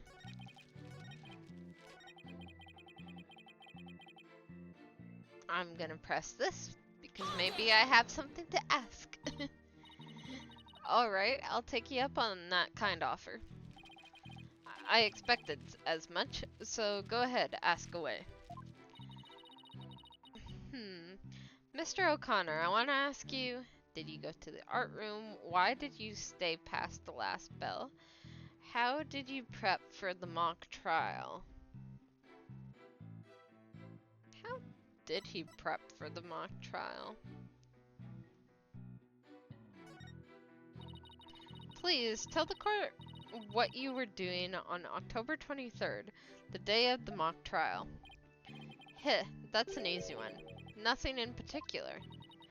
Nothing at all? You didn't help with the preparations? Heh, you don't get it, do you? I was merely playing the role assigned to me. I left the preparations and the like of others.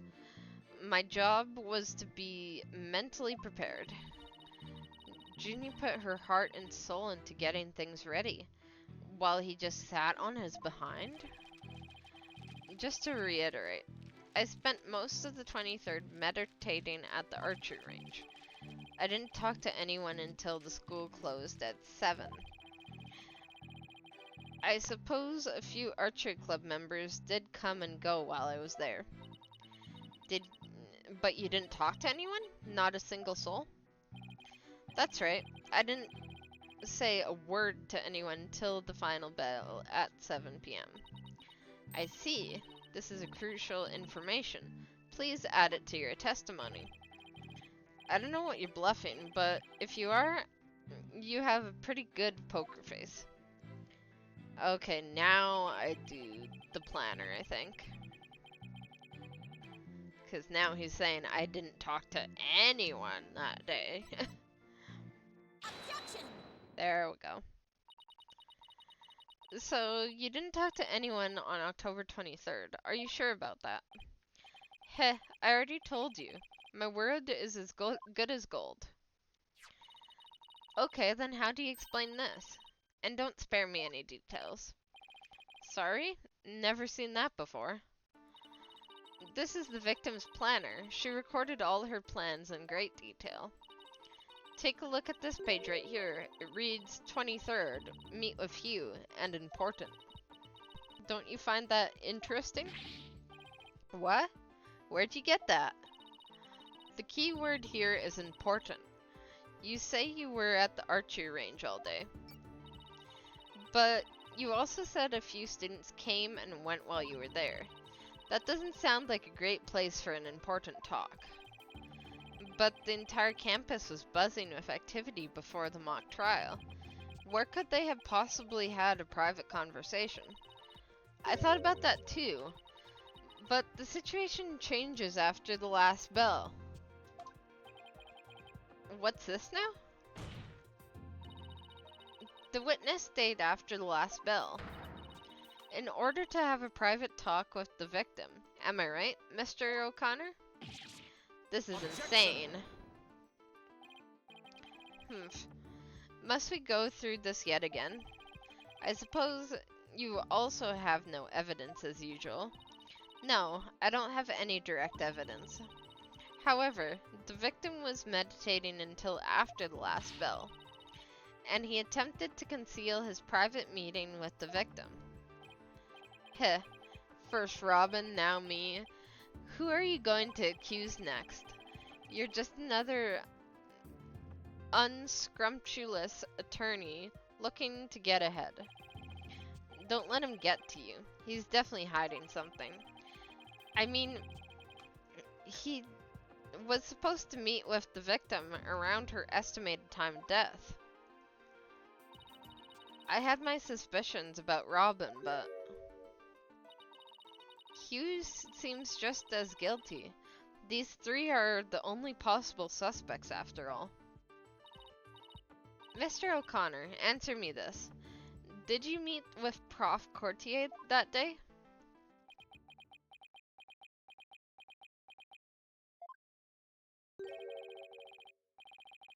Sorry, Mr. Jailbird Prosecutor?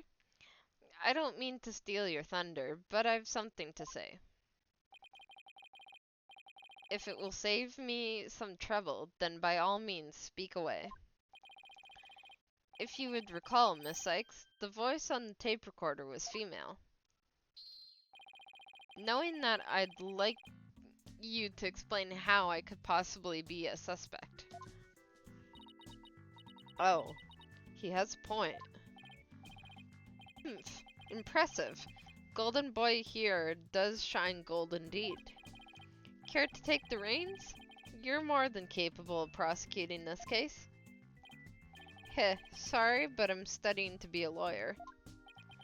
What a pity. To think such genius is to be wasted on mere lawyering.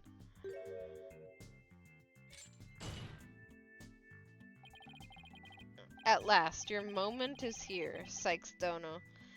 Take to refute Golden Boy's statement, and prove that you're the young prodigy worthy of the badge of your lapel.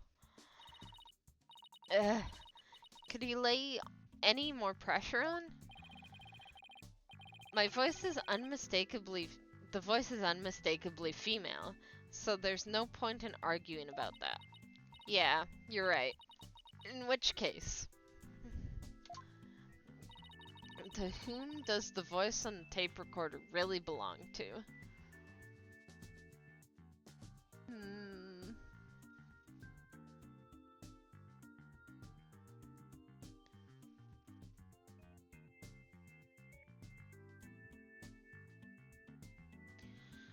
Let's think for a moment. Okay, let's assume he did it. So we don't know anything about witness. The victim was female.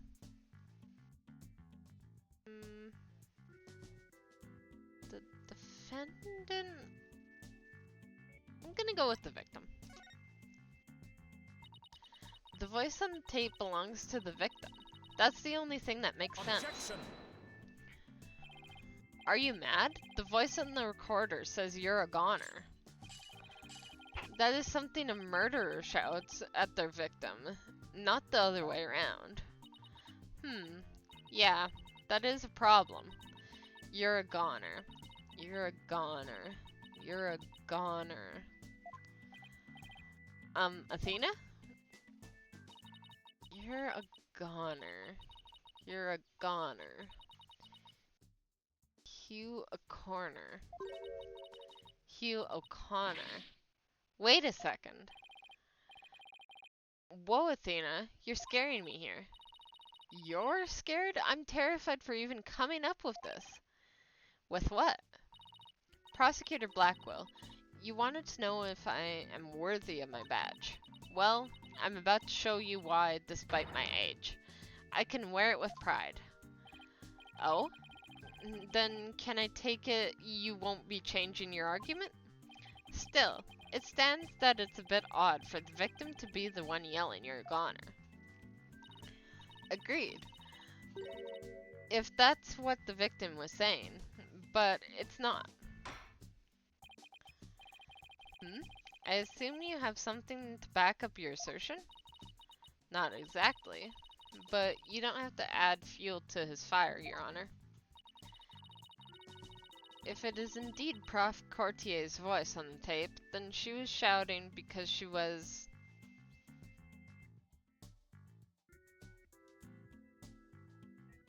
being threatened? Threatened... scolding?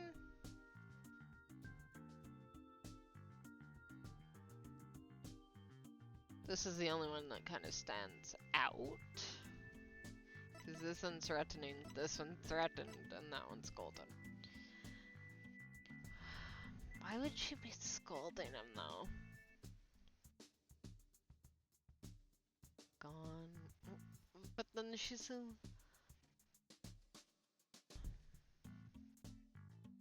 Hugh O'Connor. Yeah, no, I could see scolding. I would like to call one basic fact into question. Is that shout on the tape really saying you're a goner? What are you up to now, Athena? Prof. Courtier's planner says she was supposed to meet with the witness for an important talk. Perhaps our witness, despite being a genius, had done something wrong. That is what I assumed as soon as I saw that note, and for some reason it just went out of my brain. Scolding makes perfect sense then. And this made Prof. Courtier get angry with him during their private meeting. I don't see how this changes what we heard on the tape. Well, if you want to see how it changes things, then let's try a little experiment. Your Honor, I want you to yell at the witness as you're mad at him. But, and this is important, use his full name. Okay, let's see. Hugh O'Connor.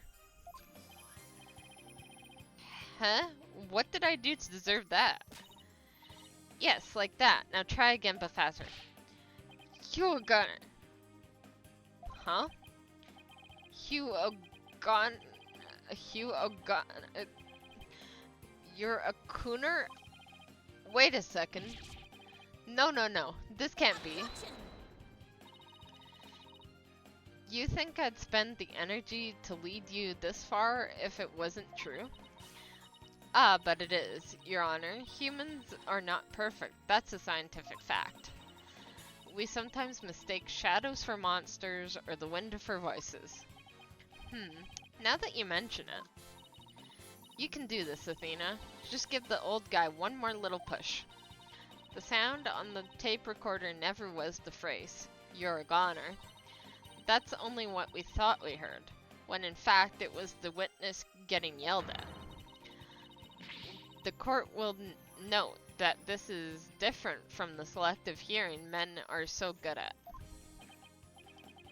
I think you're right, but what was that last part again? Not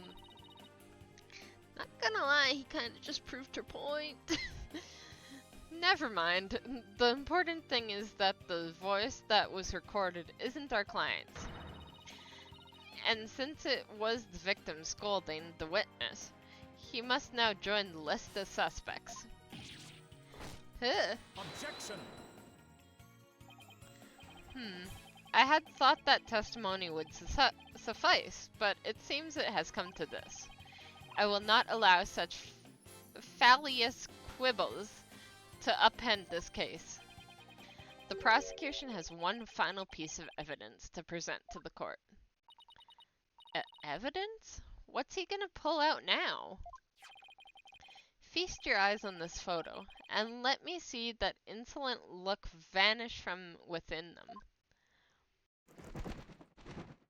Okay. What the heck is that statue?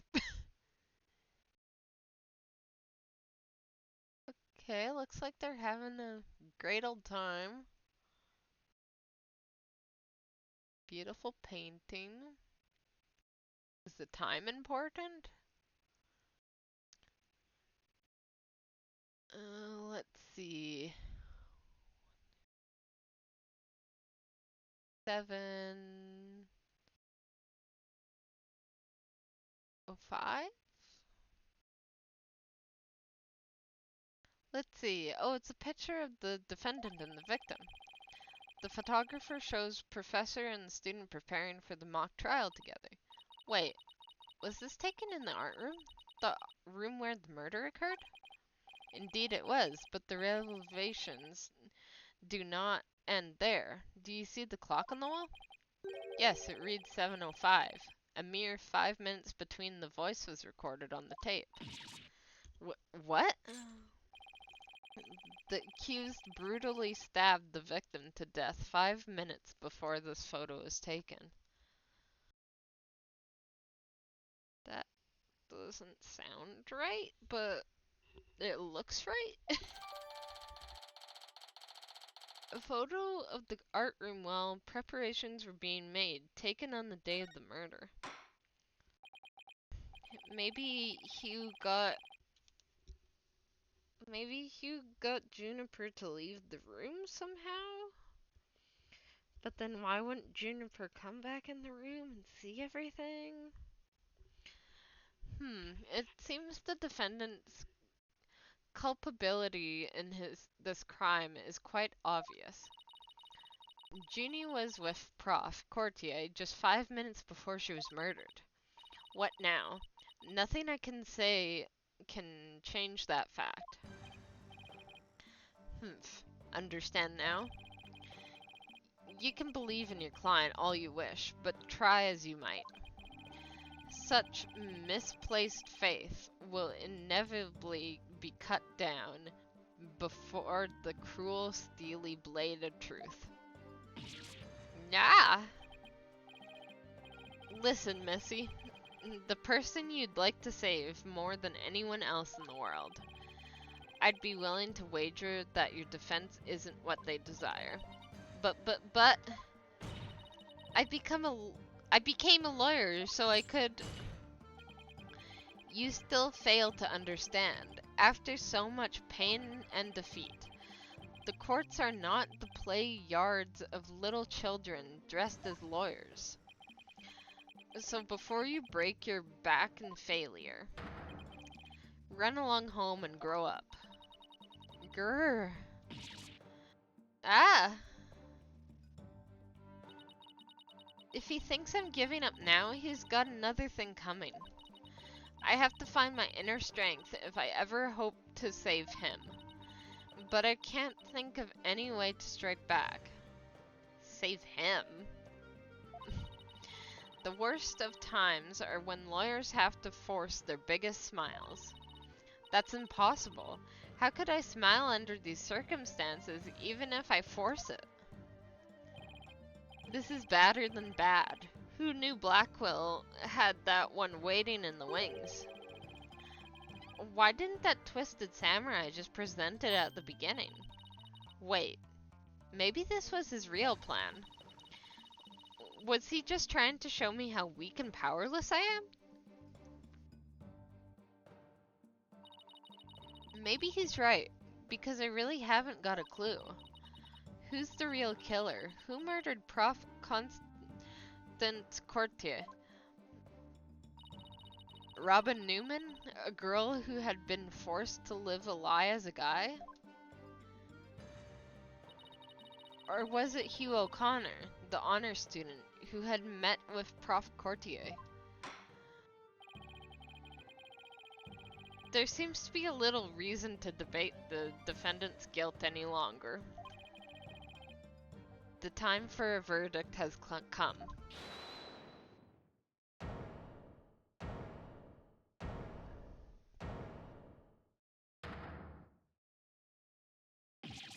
No! That's not gonna happen, man. What's the meaning of this? You can't interrupt the judge about to hand down a teehee? Maybe, but false verdicts are a no-no. What? Miss Newman, please explain yourself. Juniper's not the killer. I know because I know who the real killer is. You do? You know who the real killer is? What is she up to now? Yep, I know because the real killer is me. Teehee. What? It was me. I did it alone. Just me. I don't get it. Why is she confessing? Miss Newman was witnessed near the stage. There's even a related photo of her. But the more I think about it, the more suspicious she seems. Robin Newman isn't the kind of guy who pins the blame on friends just so he can walk free. Get over with it. Declare me guilty already.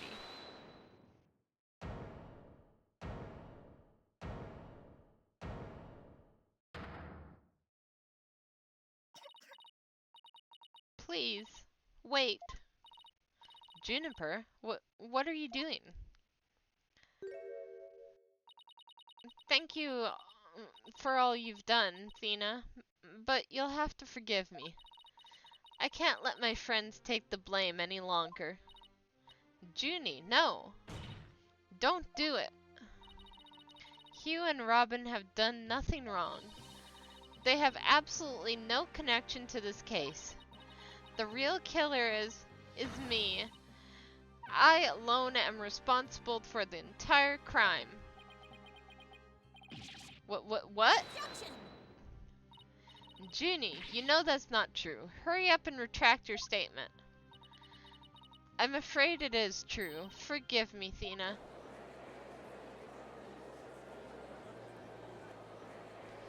What the heck is going on? Order. Will somebody please explain what's going on here? I see right through your cheap ploy. School rules state that a prior conviction terminates one's eligibility to graduate. A guilty verdict here would make whatever dreams one had go up in a puff of smoke. Oh, I wasn't aware. Even meek little mice will fight when cornered. A pitiful spectacle, I might add. These vermin are trying to protect each other, now that they're nowhere else to run. Protect each other? Wait. So, was Robin just trying to protect Junie, too? If so, then the real killer is...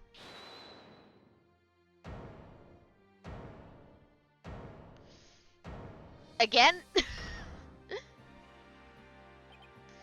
Heh, this whole thing's a joke. Uh-oh, now it's Hugh's turn. What is wrong with these kids these days? I know what just crossed your mind, Miss Sykes. You think I'm the killer, don't you? I have a question. Why is he trying to shoot with his mouth? Just, like, this is not how you shoot an arrow. Wow, he really is a genius. He even knows what you're thinking. Heh. I know it's about time I told you the truth. But, and I'll even get right to the point. It was me. I did it. Wait. What?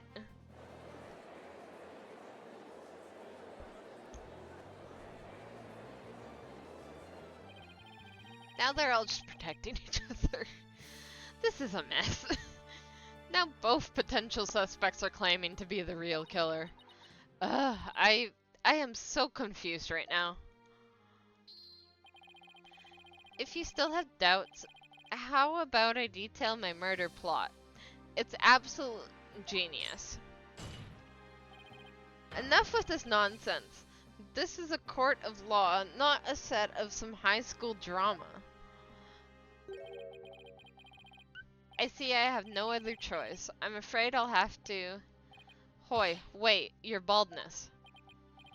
I'm sorry, Prosecutor Blackwell, but I'm in no position to hand down a verdict just yet. I am hoping that the defense and prosecution can come up with some airtight evidence.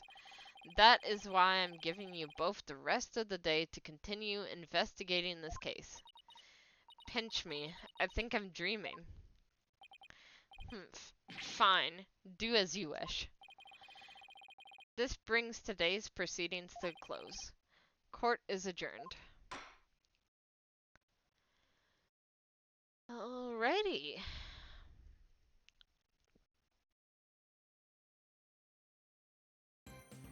Well, that marks the end of the stream. I'll see you all tomorrow to continue the story. Bye for now and see you then.